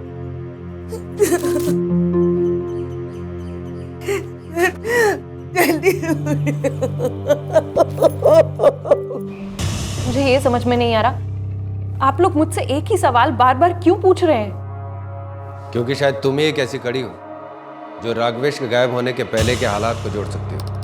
मैं आपको पहले ही सब कुछ बता चुकी हूँ। एक बात तुमने हमें नहीं बताई कि ये राणे तुम्हारे घर अक्सर क्यों आता जाता? वो सिर्फ एक ही बार आया था और उस रात वो कुछ नशे में लग रहा था। उन लड़कों को मिसेस पारिक ने भेजा था। क्या? मगर क्यों? ताकि वो तुम्हें तंग कर सकें, तुम ये सोसाइटी छोड़ के चली जाओ। मुझे तंग करके उन्हें क्या मिलेगा? देखो, जो तुम्हारे साथ हुआ उससे सोसाइटी के कई मेंबर मिसेस पारिक के खिलाफ हैं। अब तुम यहाँ रहोगी तो उनके खिलाफ कुछ बोलोगी भी, करोगी कि नहीं करोगी? अरे खेल बिगड़ जाएगा उनका, पोजीशन खराब हो जाएगी उनकी। तुम्हें फिक्र करने की कोई जरूरत नहीं। जिसने भी तुम्हारे घर में ताक झांक की है, जिसने भी वो एमएमएस बनाया है, उसको मैं उठवा लूंगा, उसको गायब कर दूंगा। हाँ, तुम टेंशन क्यों ले रही है? बहुत लेट हो गया है, मुझे लगता है आपको निकलना चाहिए।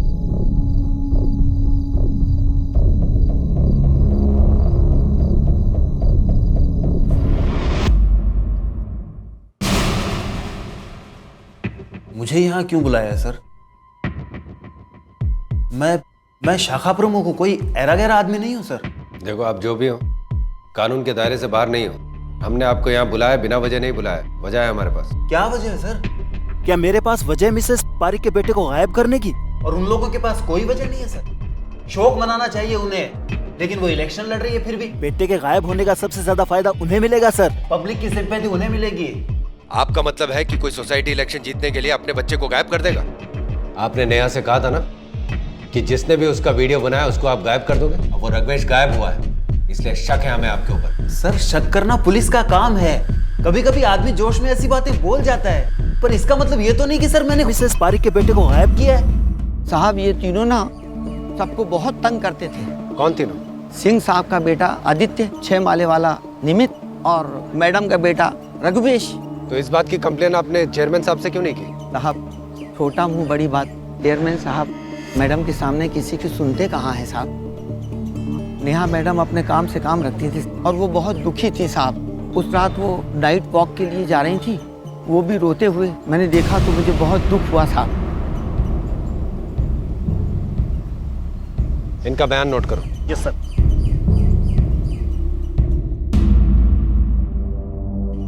तुम्हें किसी पे शक है क्या? सर, सब पटेल अंकल ने ही किया है। पटेल तुम्हारी सोसाइटी का चेयरमैन? जी सर। ऐसा क्यों कह रहे हो तुम? सर, भाई ने उन्हें और मॉम को एक साथ देख लिया था। मैं कुछ नहीं जानती। मुझे वो लड़की सोसाइटी के बाहर 1 हफ्ते के अंदर चाहिए, बस। तुम क्यों टेंशन लेती हो रीना?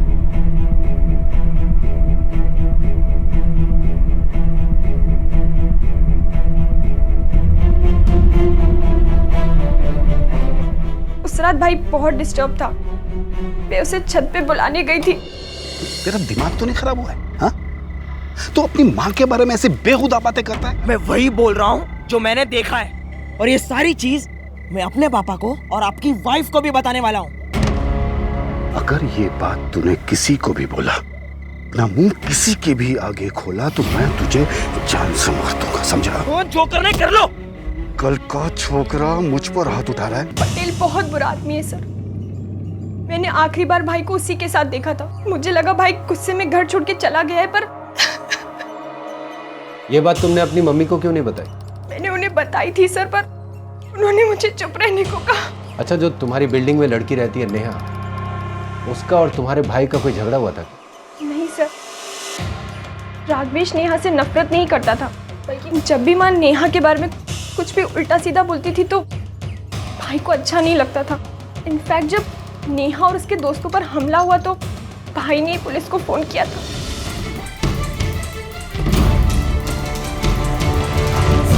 Hello, police station. क्या ये बात तुम्हारी मम्मी या मिस्टर पटेल को पता है? नहीं सर, बल्कि उन्हें तो लगा कि पुलिस को फोन रानी अंकल ने करवाया। सर, राघवेश के कॉल रिकॉर्ड से भी इतना ही पता चला है कि उसने कॉल अपने फ्रेंड को किया था, जो शायद उसे टेरेस पे बुलाने के लिए था। और सोसाइटी के किसी भी आदमी ने राघवेश को सोसाइटी के बाहर जाते हुए नहीं देखा, और ना ही किसी ने सेल फोन को कचरे के डिब्बे में फेंकते हैं। यानी जिसने भी राघवेश को गायब किया वो बहुत तेज है और उसने किसी खास मकसद से ऐसा किया। एग्जैक्टली। सर, कहीं आपका शक रहने पर तो नहीं? हो सकता है, रहने भी हो सकता है, क्योंकि इस हादसे के बाद मिसेस पारेख सोसाइटी का इलेक्शन लड़ नहीं पाई और राणे अनअपोज जीत जाएगा। कमाल है सर, एक सोसाइटी के इलेक्शन के लिए ये सब।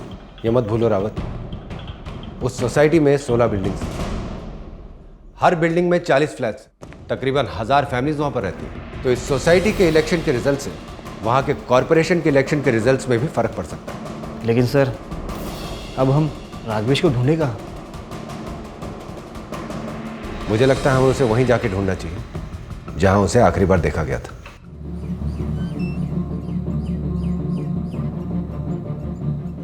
सर, मेरे बेटे के बारे में कुछ पता चला? सर, मेरा दिल बहुत घबरा रहा है। हम पता कर रहे हैं रावत, मुझे पूरा यकीन है, हो ना हो सबूत हमें इसी सोसाइटी में मिलेगा।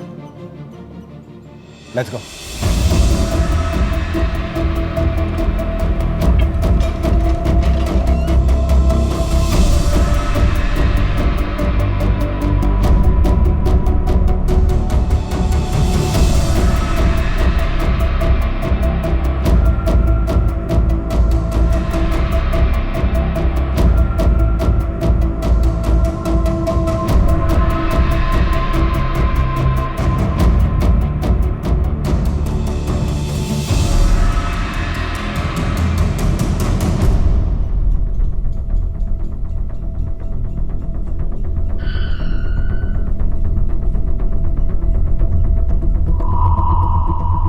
यहाँ पे बदबू कैसी है? सर, वो नीचे से नाला बहता है तो कभी कभी उसी की बदबू बहुत तेज आती है सर। नहीं, ये बदबू नाले की नहीं लगती, शायद उस तरफ से आ रही। चेक करो पाटिल।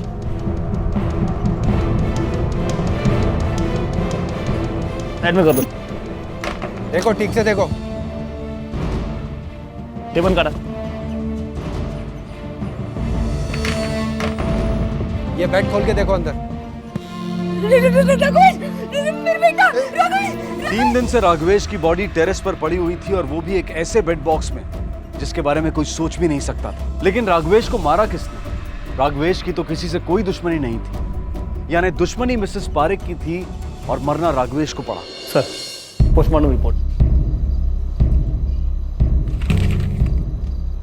पोस्टमार्टम रिपोर्ट के हिसाब से मौत सर पे चोट लगने की वजह से हुई है। यस सर, और उसी स्पॉट से हमें ये मर्डर वेपन मिला है।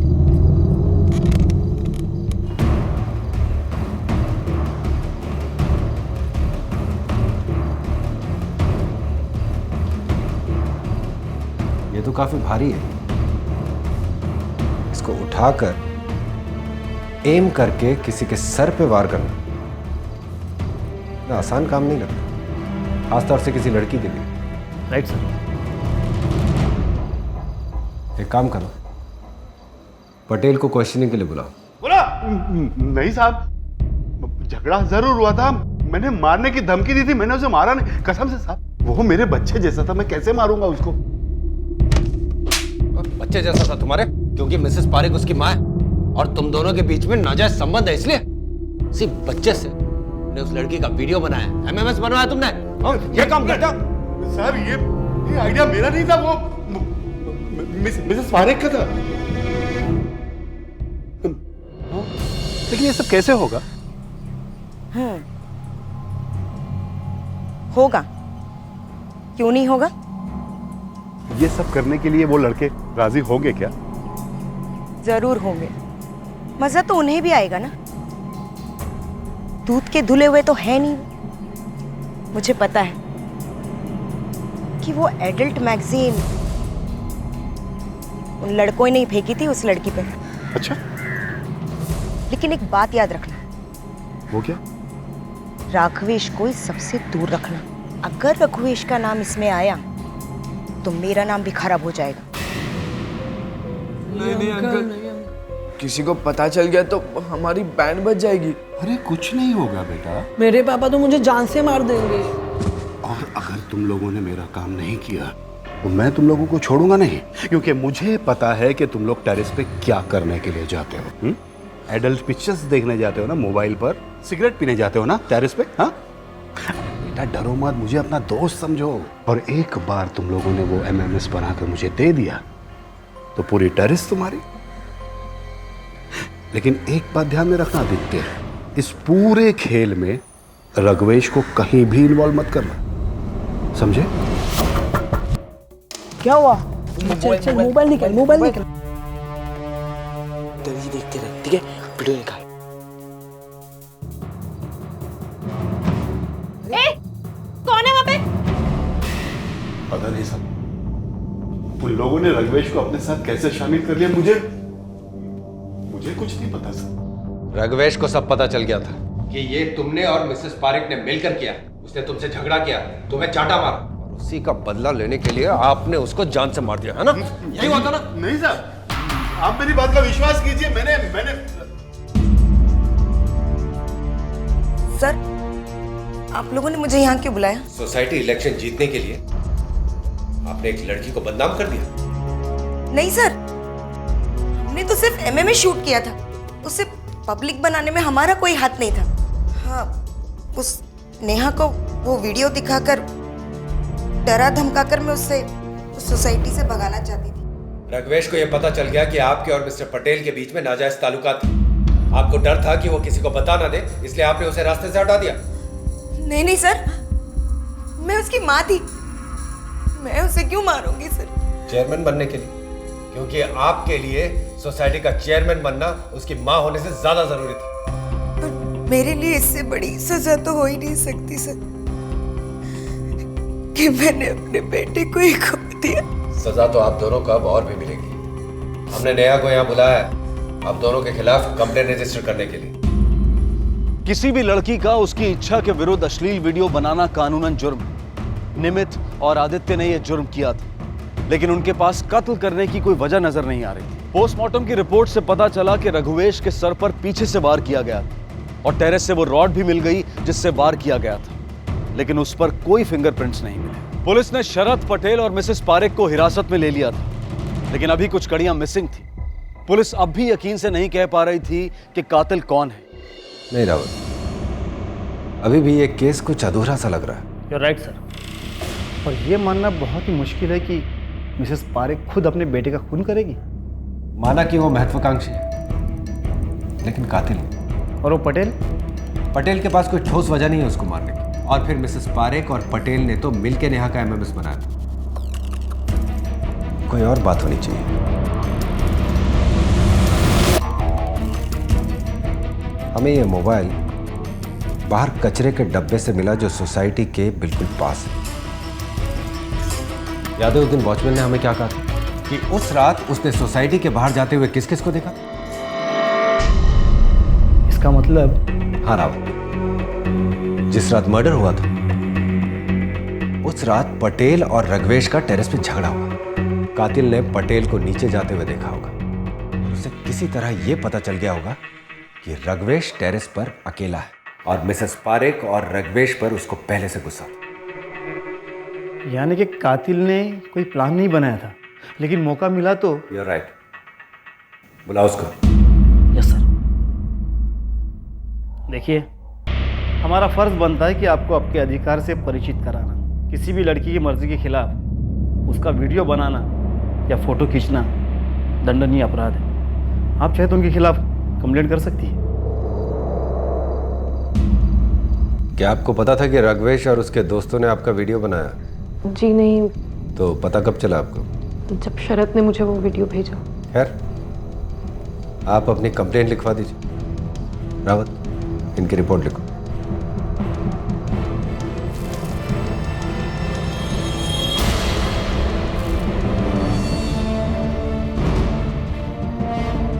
नेहा जी, एक बात बताइए, जिस रात रघवेश गायब हुआ उस रात आप बाहर कहाँ गई थी? उस रात वो नाइट वॉक के लिए जा रही थी, वो भी रोते हुए।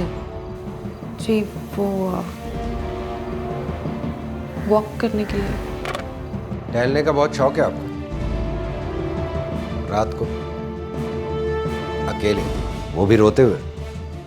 अब तुम खुद बताओगी कि हम अपने तरीके से पूछें? आप लोग क्या कह रहे हैं, मेरी कुछ समझ में नहीं आ रही। लेके चलो इसको। लेकिन मैंने कुछ नहीं किया है।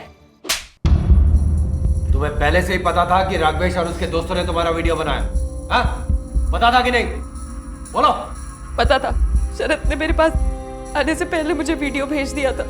तब मुझे पता चला कि वो लड़के सिर्फ ताका झाकी नहीं कर रहे थे, वीडियो बना रहे थे। इसलिए तुमने राघवेश को मार दिया? मैंने नहीं मारा। झूठ मत बोलो। तुम उस रात राघवेश से मिलने गई टेरेस पे और फिर तुमने उसकी जान ली, उसकी बॉडी छुपाई और फिर मोबाइल फोन फेंकने बाहर चली गई। यही हुआ था ना? वॉचमैन ने तुम्हें देखा था बाहर जाते हुए। देखो, अब सब सच सच बता दो वरना। बोलो। हाँ, ये सच है। उसने मेरी जिंदगी बर्बाद कर दी थी। जब शरद ने मुझे ये वीडियो भेजा तो मैं शॉक हो गई। मैंने शरद कॉल किया। शरद प्लीज मेरी बात तो सुनो। क्या सुन? शरद देखो, इसमें मेरी कोई गलती नहीं है। मुझे नहीं पता था वो लोग वीडियो बना रहे हैं। तुम्हें तो कुछ पता ही नहीं होता ना नेहा। शरद, क्या Sharad? It's over. Sharad please देखो, तुम मेरी बात समझने की कोशिश करो। ऐसा कुछ नहीं है जैसा तुम सोच रहे हो।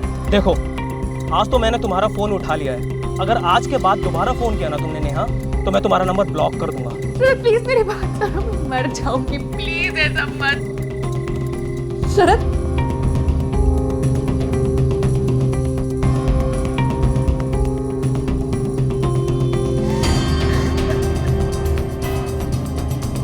कल का बिल्ली छोकरा मुझ पे हाथ उठाता है।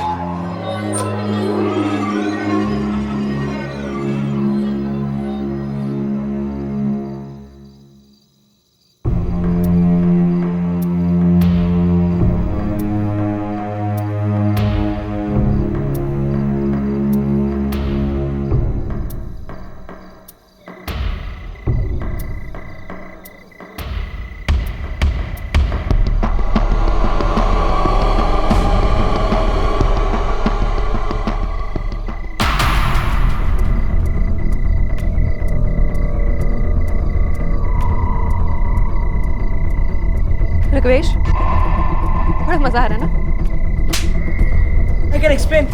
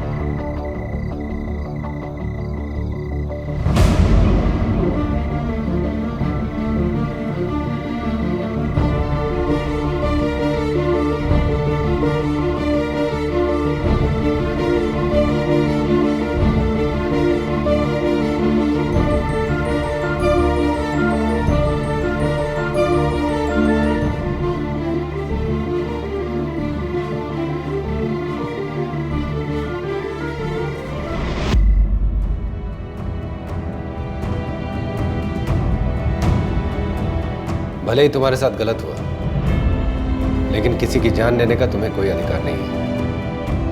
मामा, आज मेरे लिए न्यू ड्रेस खरीदो ना। बाड़ा, अभी ये मैंने लिया था ना, अभी अगले महीने ले लेंगे। नमस्ते बहन जी। नमस्ते भैया। संतरे दे दूं? दे दीजिए 2 किलो।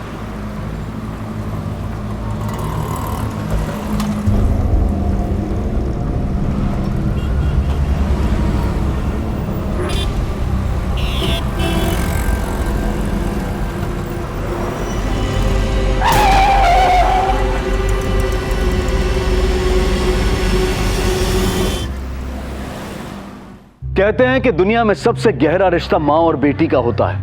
वो माँ ही होती है जो बेटी के बोलने से पहले ही उसके मन की बात को महसूस कर लेती है।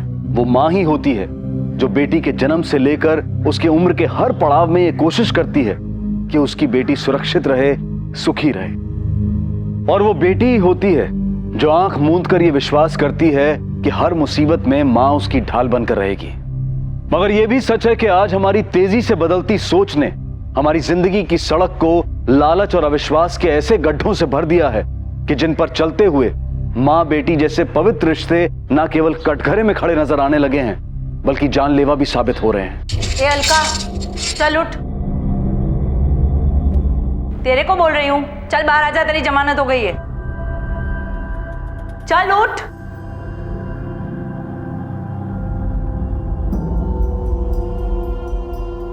चल चल।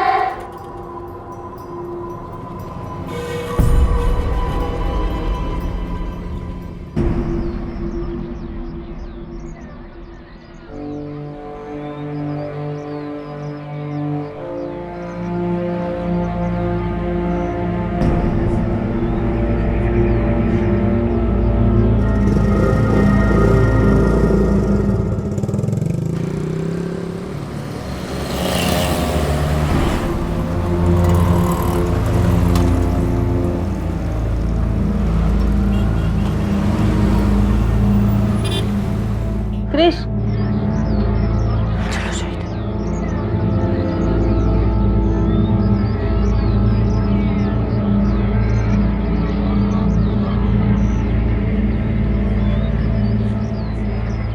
देखो, इतना सब कुछ होने के बाद आराम से घूम रही है उसके साथ।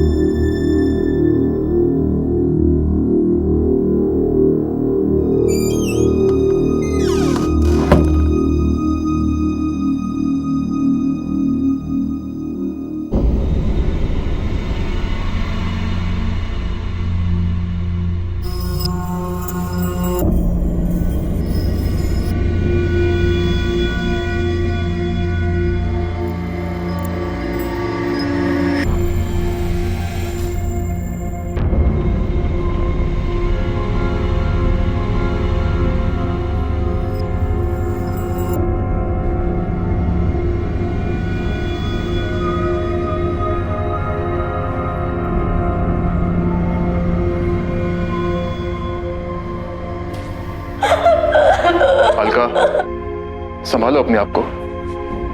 जो हो गया सो हो गया। ये समय है कि हमको अपनी लाइफ दोबारा शुरू करनी चाहिए। मैंने एक वकील से बात की है, उसने कहा है कि वो ये केस खत्म करवा देगा। महाराष्ट्र में मुंबई के पास पालम गांव में रहने वाली अलका के पति विमलेश की 1 साल पहले मौत हो चुकी थी और वो अपनी 6 साल की बेटी रितिका के साथ उसी घर में रह रही थी। लेकिन अब जो उसके साथ हो रहा था वो हैरान कर देने वाला था। उसने ऐसा क्या गुनाह कर दिया था कि हर कोई उससे नफरत कर रहा था, या फिर वो किसी साजिश की शिकार थी, या फिर जाने अनजाने में सच में उससे कोई अपराध हो गया था। वजह जो भी हो, लेकिन इतना तो साफ था कि एक मासूम बच्ची की मौत हुई थी और उसके बाद कई सवाल उठ खड़े हुए थे और सबसे बड़ा सवाल माँ बेटी के रिश्ते पर था। लेकिन जो सच था वो इन सवालों के पीछे सिसक रहा था। आखिर क्या था वो कड़वा सच?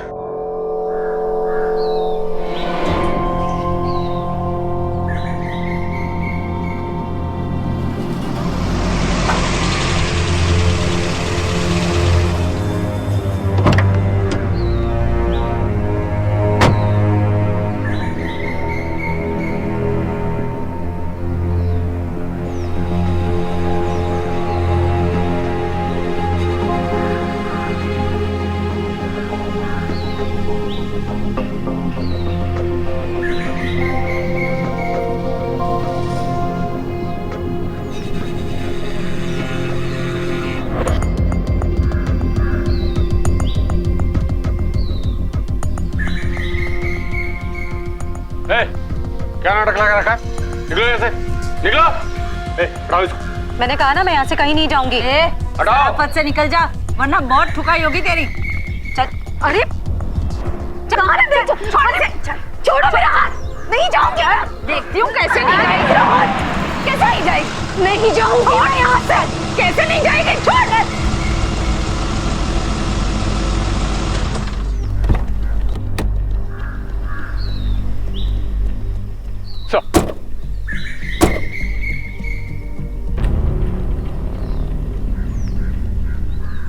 यादव सर। कौन है औरत? सर मर्डर का केस चल रहा है इस पर। इससे बचने के लिए फालतू में ड्रामा कर रही है, जबकि इसने सर जानबूझकर अपनी बेटी को एक्सीडेंट में मारा है। इसे मेरे कैबिन में भेज दो, मुझे बात करनी है। सर।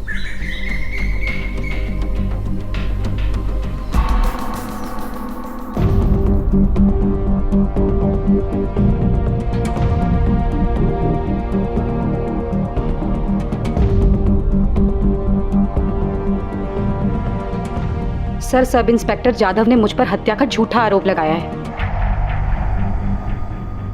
सर, अब आप ही कुछ कीजिए। Shiv sir, you take charge of this case. मैं जाधव से बोल दूंगा, he'll give you all the details. Yes sir. Sir, मेरे हस्बैंड की मौत के बाद मैं और मेरी बेटी अकेले रह गए थे। मम्मा, पापा कभी नहीं आएंगे ना?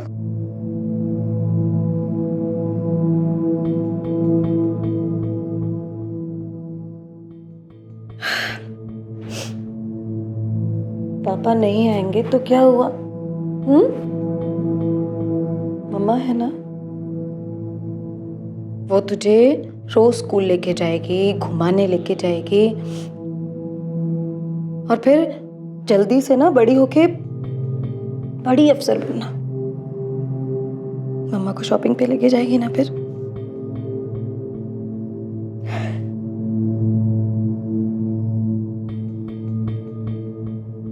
उसके बाद मैंने SKN कंपनी ज्वाइन कर ली ताकि खर्चा चलता रहे, और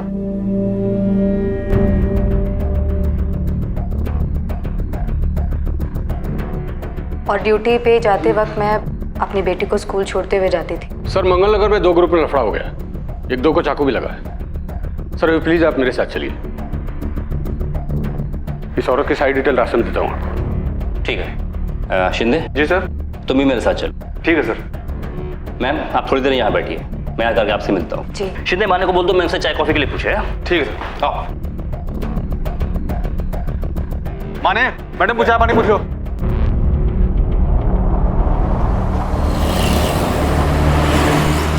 जाधव, एक बात बताओ, तुमने इस औरत के खिलाफ केस क्यों बनाया? सर क्योंकि इन्वेस्टिगेशन में ही मैं कंफर्म हो गया था कि जिस एक्सीडेंट में इसकी बच्ची की मौत हुई है वो इसने कैसे किया है।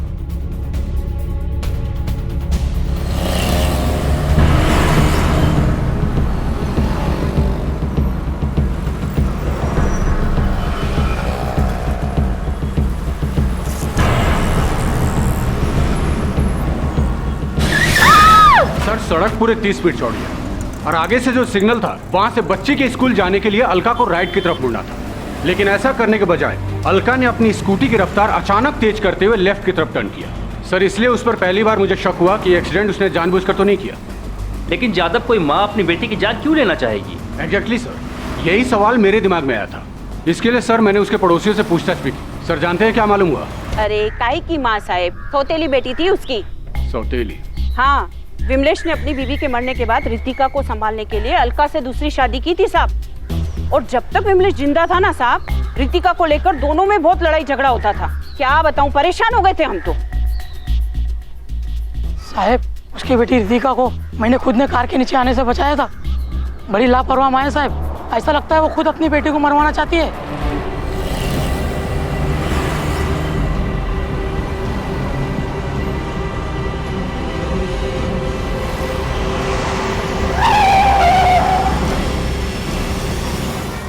सर उसकी एक पड़ोसन बता रही थी कि 1 साल पहले उसकी पति की मौत हो गई थी। कुछ टाइम तक तो ये औरत ठीक रही, लेकिन कुछ महीने पहले से ऋषम नाम का एक जवान लौंडा उसकी लाइफ में आ गया है।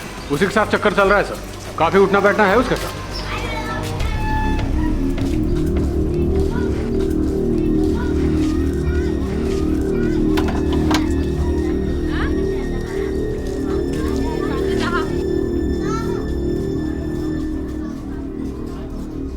इसके मर्द को मरे अभी साल भर भी पूरा नहीं हुआ है और देखो कैसे गुलछर्रे उड़ा रही है। आस पड़ोस का भी ख्याल नहीं है इसको।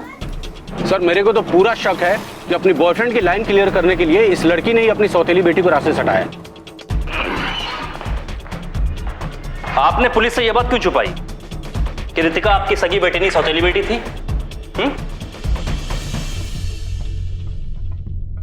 क्यों? सर इस बात का इस केस से क्या संबंध है? क्योंकि आपका अपने हस्बैंड के साथ रितिका को लेकर के रोज झगड़ा होता था। मुझसे पूछे बिना बाहर जाने की क्या जरूरत थी? परमिशन ली तूने मुझसे? परमिशन ली? बांझ साली, मेरी बेटी पे अपना हक जमाती है। आपके हस्बैंड की मौत कैसे हुई? शराब पीने से उनका लीवर डैमेज हो गया, जिस वजह से उनकी डेथ हुई। और उसके बाद ऋषभ का आपके घर आना जाना बहुत हो गया, नहीं?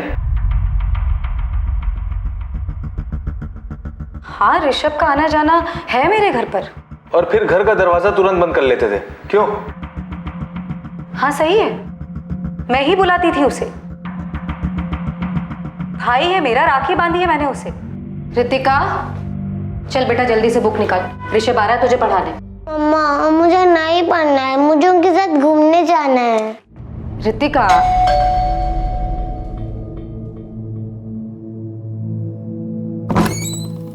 ऋषभ आओ।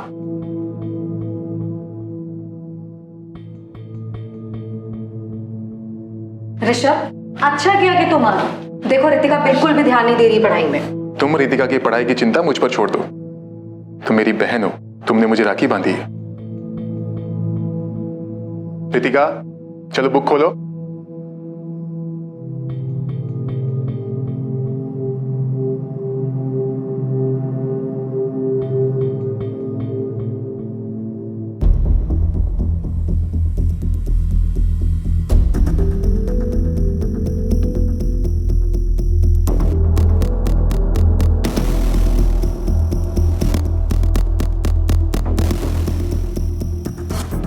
एक्सीडेंट वाली जगह पर सिग्नल के बाद आपकी बेटी का स्कूल सड़क के राइट हैंड साइड में है, फिर आप अचानक लेफ्ट हैंड साइड में क्यों मुड़ी थी?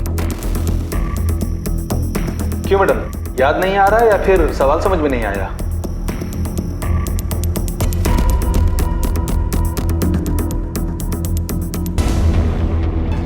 चल चल बड़ा चल चल चल।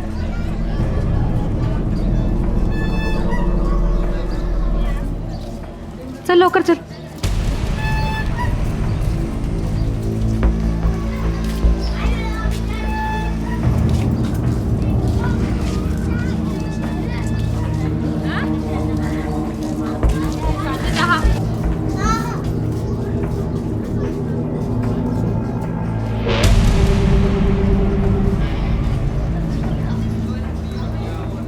अगर मुझे आगे बैठना है। तो पीछे बैठना, 6 साल की हो गई है, मुझे चलाने में दिक्कत होती है आगे। पीछे बैठ चल जल्दी।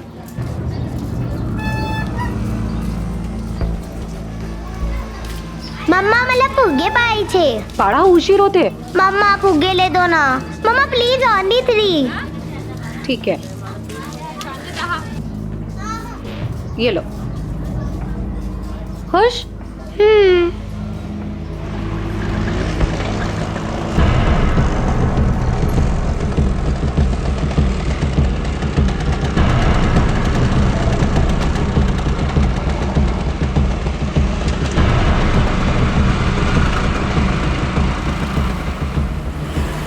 तो तू स्कूल लेकर जाएगी बलून अब? मम्मा आप बलून लेके चले जाना और शाम को लेके आना। अच्छा मैं ऑफिस लेकर जाऊं तेरा ये बलून? हाँ तो क्या हुआ? तो क्या हुआ शैतान? मम्मा मम्मा आइसक्रीम। हाँ? मम्मा प्लीज एक दिला दो ना मम्मा प्लीज। एक आइसक्रीम में कल नहीं, नहीं नहीं, खाऊंगी, तू- पक्का प्रॉमिस, सच्ची मुच्ची। हाँ ठीक है रुक लेती खाली हूँ। एक खाऊंगी प्लीज। हाँ हाँ एक खा लेना, रुक मैं लेती हूँ।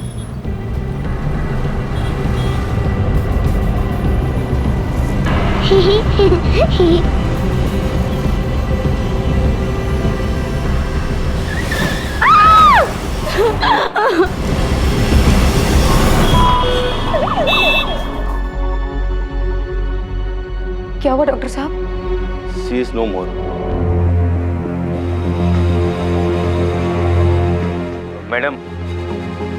मैडम आपका भी मेडिकल टेस्ट करना पड़ेगा, क्योंकि आपका जो केस है वो एक्सीडेंटल डेथ का केस है। चलिए।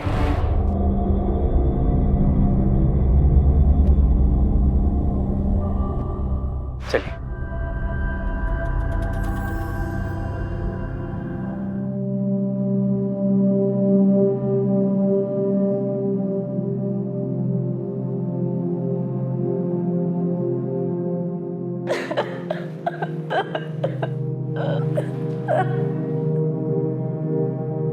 ये तो बदनसीबी है, कोई क्या कर सकता है।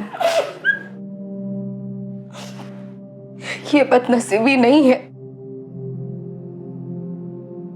हत्या हुई है, हत्या। ये क्या कह रही हो अलका? वो एक एक्सीडेंट था। नहीं ऋषभ, ये एक्सीडेंट नहीं था, हत्या हुई है। ये मेरी बेटी की हत्या हुई है इसमें। और पता है हत्यारा कौन है? वो लोग जिनकी लापरवाही के कारण सड़क पर गड्ढे बने। अगर वो गड्ढा ना होता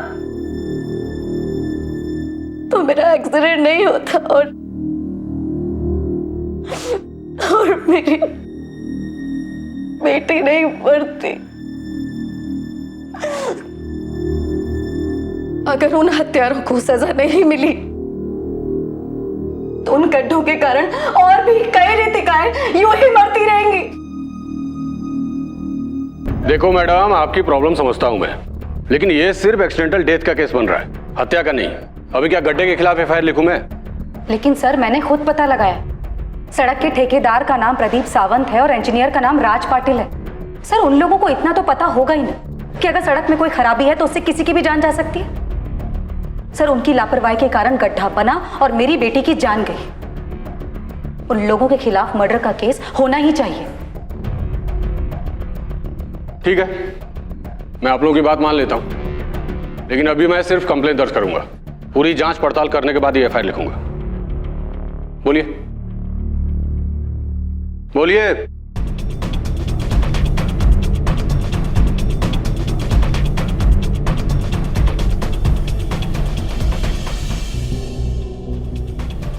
और उस दिन के बाद इस थाने के मैंने कई चक्कर काटे। हर दूसरे दिन आकर मैं यही पूछती थी कि उस ठेकेदार प्रदीप सावंत और राज पाटिल के खिलाफ कोई कार्रवाई हुई या नहीं, लेकिन हर बार मुझे यही जवाब मिला सर कि जांच चल रही है। और उसके 1 महीने बाद वो हुआ जो कोई सोच भी नहीं सकता। ले जा इसको। तुम लोग क्या कर रहे हो? हाँ? क्यों पकड़ के रखा है मुझे? क्या किया मैंने? क्या कसूर है मेरा? कोई बताएगा मुझे? ओ मैडम, जांच चेक नहीं, तुमने एक्सीडेंट जानबूझकर किया है, इसके लिए लेके जा रहे हैं। क्या बकवास कर रहे हैं साहब? मैं ऐसा क्यों करूंगी? अपनी बेटी को क्यों मारूंगी मैं? मैडम, सड़क का एक तरफ का चौड़ाई 30 फीट है और वो गड्ढा सिर्फ 3 फीट चौड़ा और 2 इंच गहरा है। तेरे को छोटा सा गड्ढा दिखा और बाकी का 27 फीट सड़क नहीं दिखा। तू साइड से जा सकती थी ना, लेकिन तेरे को ऐसा करना ही नहीं था। तूने जानबूझकर अपनी स्कूटी गड्ढे में डाली ताकि तू अपनी सौतेली बेटी से छुटकारा पाकर अपने उस बॉयफ्रेंड ऋषभ के साथ शादी बना सके। चक्कर चल रहा है तेरा? ले जा इसको गाड़ी में डाल। साहब मेरी बात सुनो साहब, ये सच नहीं है। साहब मुझे छोड़ो। साहब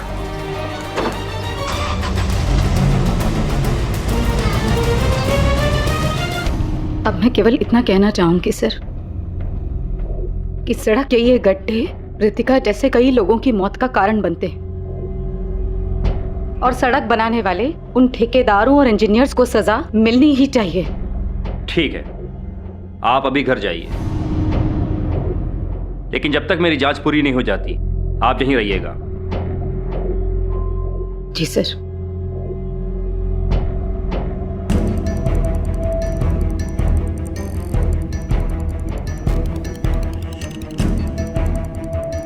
सर, मुझे तो अब इन दोनों की बातें सही लग रही हैं। ये तो जांच होने के बाद ही पता चलेगा कि कौन झूठ बोल रहा है।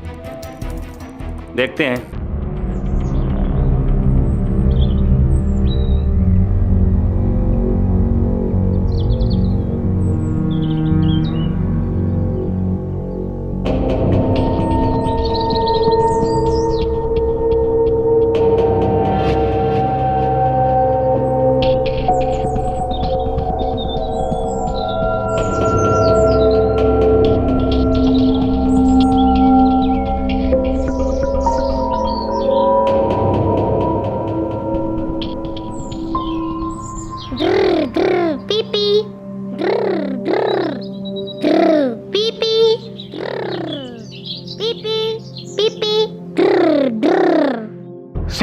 इंस्पेक्टर शिव गायकवाड़ एक बहुत ही मंझे हुए पुलिस ऑफिसर थे।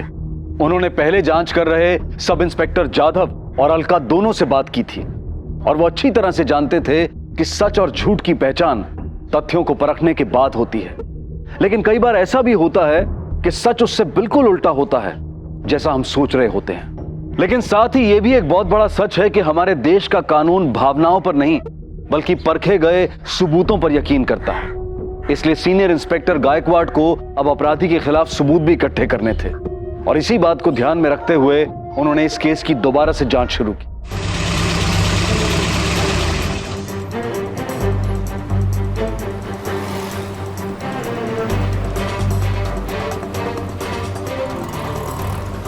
आओ। हाँ साहब, स्कूल जाते समय बच्ची यहाँ से आइसक्रीम खाई थी और वहाँ पर उनका एक्सीडेंट हुआ।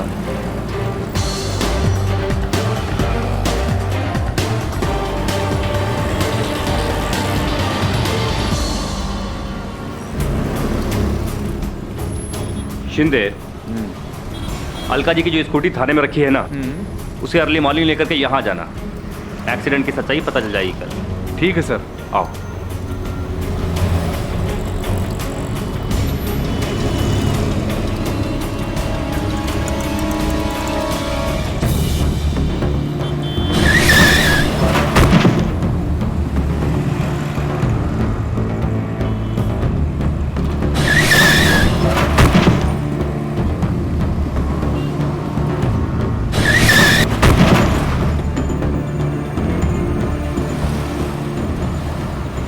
शिंदे जी सर, यहाँ से एक जमीन का टुकड़ा खोदकर लैब भेज देना ताकि पता तो चले कि रोड बनाते समय कोई लापरवाही हुई है या नहीं। और हाँ, साथ में एक्सीडेंट के बाद अलका का मेडिकल टेस्ट कराने वाले उस कांस्टेबल से भी पूछताछ करो।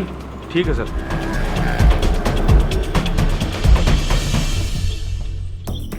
साहब, उस औरत को चोट तो बहुत लगी थी। चूंकि डेथ का केस था इसलिए मैंने उनकी मेडिकल रिपोर्ट बनवा ली है। ये देख लीजिए। ठीक है पटेल, तुम जाओ। Thank you sir.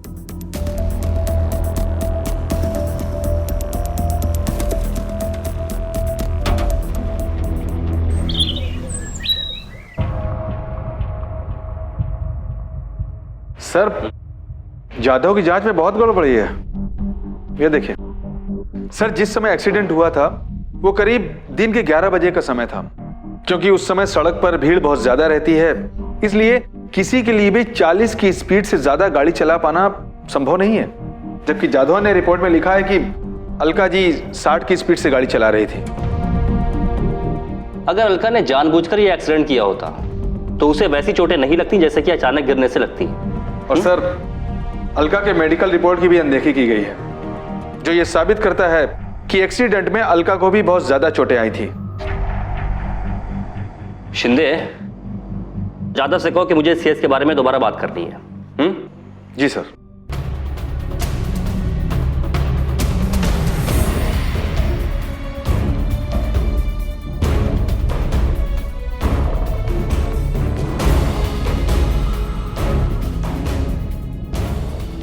जाधव, ये जहर है, पीजिए इसे।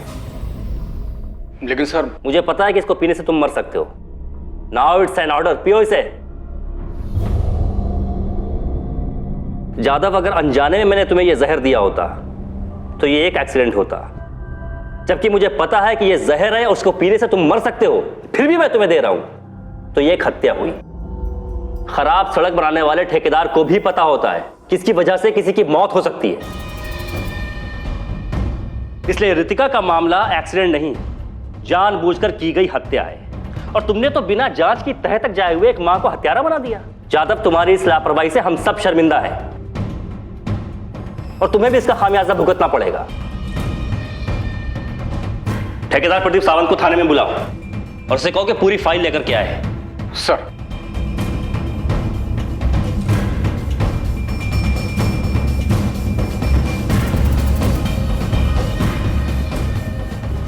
सर, पता चला कि इनका एक फ्लैट अंधेरी में भी है, 2 भाई खल्ला में भी हैं।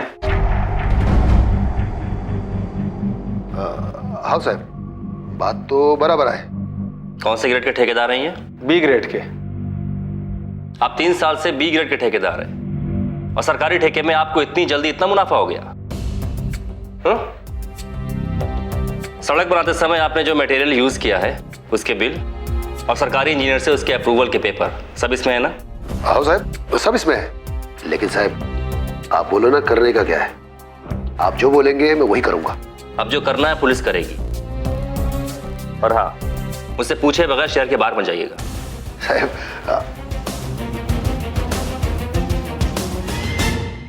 सड़क में बने हुए गड्ढे सिस्टम में पड़ चुके गड्ढों की गवाही हैं।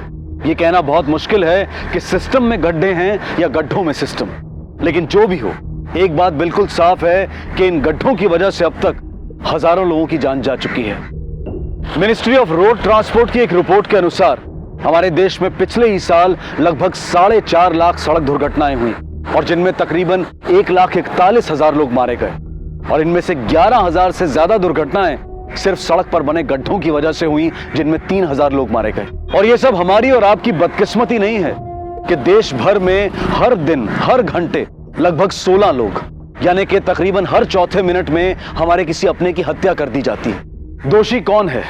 सड़क पर बना हुआ गड्ढा, या सड़क बनाते समय लापरवाही बरतने वाले ठेकेदार, या जांच करने वाले सरकारी अधिकारी, या फिर खुद अलका, जिसे सड़क पर बने गड्ढे से बचकर चलना चाहिए था? वजह जो भी हो, लेकिन हर साल गड्ढों की वजह से होने वाली मौत की लिस्ट में 5 साल की मासूम रितिका का नाम भी जुड़ गया।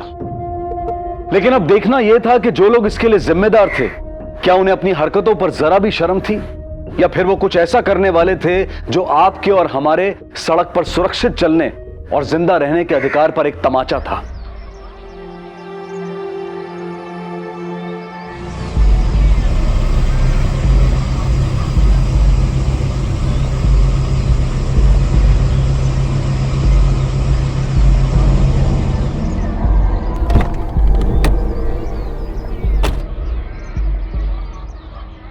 मैडम,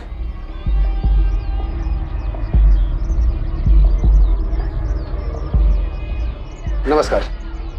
मैं ठेकेदार प्रदीप सावंत। बोलो। मैडम, मैं तुम्हारी बेटी को वापस तो नहीं ला सकता, बस तुम कुछ ले दे के मामला सेटल कर दो।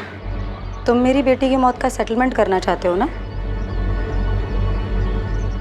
कितने पैसे दोगे? ऐसे मैडम मेरा तो कुछ बनता नहीं है, फिर भी मैं 2 लाख रुपए ले आया हूं। ठीक है।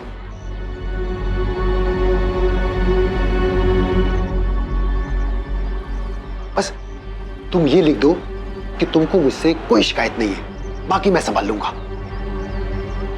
ठीक है, लिख के तो मैं दे दूंगी, लेकिन मेरी भी एक शर्त है।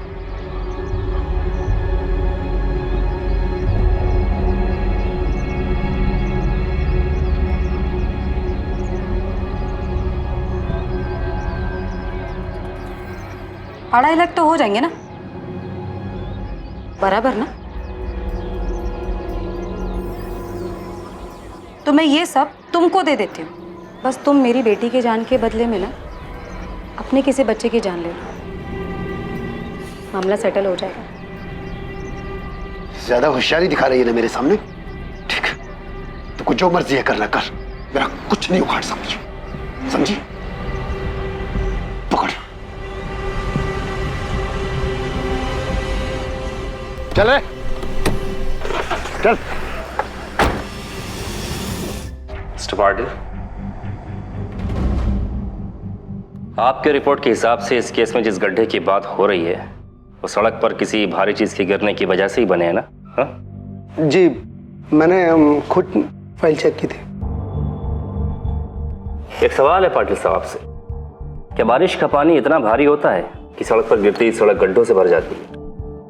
चलिए मानिए आपकी बात कि वो गड्ढा जिसकी वजह से एक बच्ची की मौत हुई सड़क पर किसी भारी चीज के गिरने की वजह से बनी है, लेकिन उसी सड़क पर और भी बहुत सारे गड्ढे हैं और वो भी आपकी ही सुपरविजन में बने हैं ना? उनके बारे में आप क्या कहेंगे? पाटिल साहब, मुझे इस सड़क की पूरी रिपोर्ट चाहिए।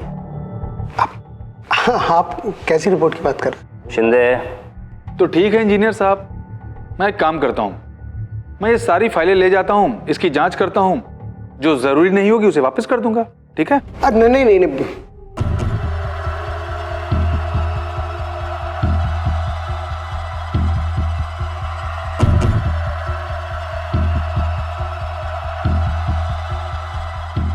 इसी में सारे पेपर्स हैं। Thank you. Thank you.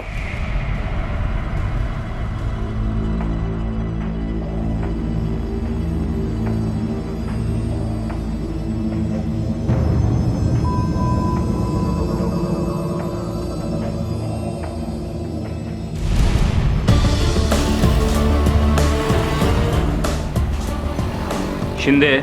Yes sir.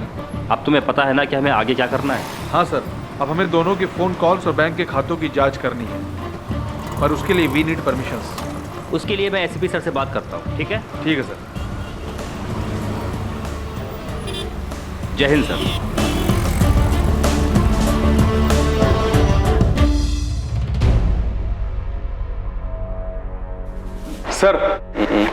Sir सड़क का जो टुकड़ा हमने सैंपल के लिए लैब भेजा था उसकी रिपोर्ट आ गई है। इसके अनुसार ना तो सही मटेरियल का इस्तेमाल किया गया है और ना ही सही टेक्निक का। और उनके फोन कॉल्स और बैंक रिपोर्ट? सर उसकी जांच भी मैंने कर ली है। अगर ठेकेदार और इंजीनियर को सजा दिलवाना है तो ये सबूत अभी भी काफी नहीं है, और अगर इन सबूतों को लेकर के हम केस फाइल करते हैं तो उसे साबित करने में बहुत समय लग जाएगा। जैन सर। और सर ऐसा कैसे हो सकता है? सर मैंने पूरी जांच कर ली है, सभी के खिलाफ हमारे पास सारे सबूत हैं। ओके सर, जैसा आप चाहेंगे वैसा ही होगा। ठेकेदार प्रदीप सावंत और इंजीनियर राज पाटिल की सारी फाइलें लेकर के आओ। Okay sir.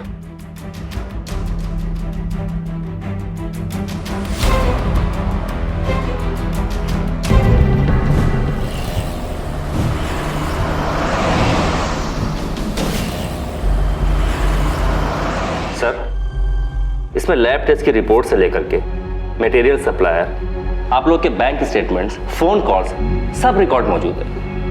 लेकिन सर आप लोगों ने ऊपर से कॉल करा करके मेरी सारी मेहनत पर पानी फिरवा दिया। साहिब, आपको आपकी मेहनत का पूरा फल मिलेगा।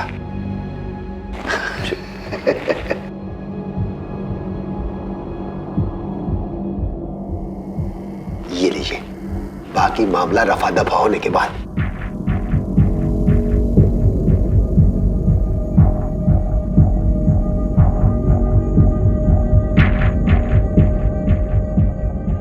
कहाँ तुम लोग? जल्दी करो ना, आओ ना।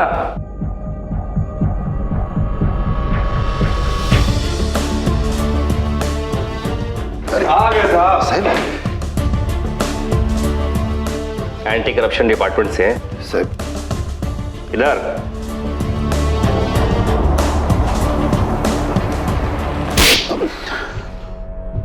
एसपी कदम साहब के कहने से हमने सब किया ताकि तुम लोगों को रंगे हाथ पकड़ सके। लेके चलो इन्हें। चलो आ जाओ। आइए इंजीनियर साहब, आइए। आप अच्छा नहीं कर रहे हैं आप, लेकिन अच्छा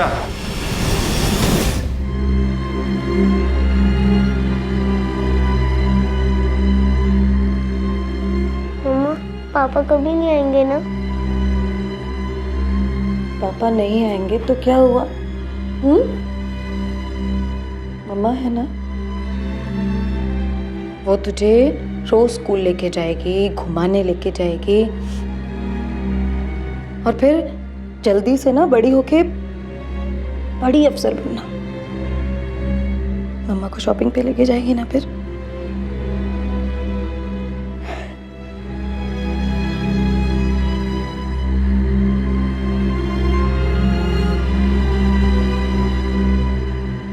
सारी जांच के बाद अलका पर लगे हुए सभी आरोपों को हटा दिया गया, मगर अलका के दिल पर लगे हुए जख्म अभी तक नहीं भरे हैं। वो आज भी हम सबसे सवाल करती है कि क्या मां और बेटी का रिश्ता सिर्फ बेटी को जन्म देने से ही जुड़ता है?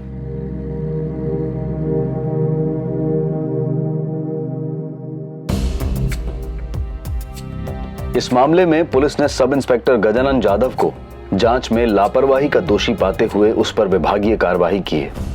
ठेकेदार और इंजीनियर दोनों के खिलाफ भ्रष्टाचार, रिश्वतखोरी और लापरवाही के कारण हुई हत्या का मामला दर्ज किया गया और न्यायालय ने उन्हें 10 दिनों तक पुलिस हिरासत में रखकर पूछताछ करने का आदेश दिया।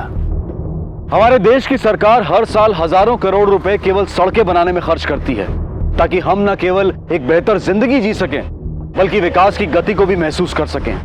लेकिन ठेकेदार प्रदीप सावंत और इंजीनियर राज पाटिल जैसे भ्रष्ट और बेईमान लोग अपने निजी स्वार्थों के लिए देश की विकास प्रक्रिया को गड्ढों में डाल देने में कोई शर्म महसूस नहीं करते। हर साल सड़कें बनती हैं और महीने 2 महीने में उनमें गड्ढे पड़ने लगते हैं और हर बारिश का मौसम सड़क को सड़क कम और गड्ढा ज्यादा बना देता है, जो हर पल कहीं किसी अलका से उसकी मासूम बेटी को छीन लेता है।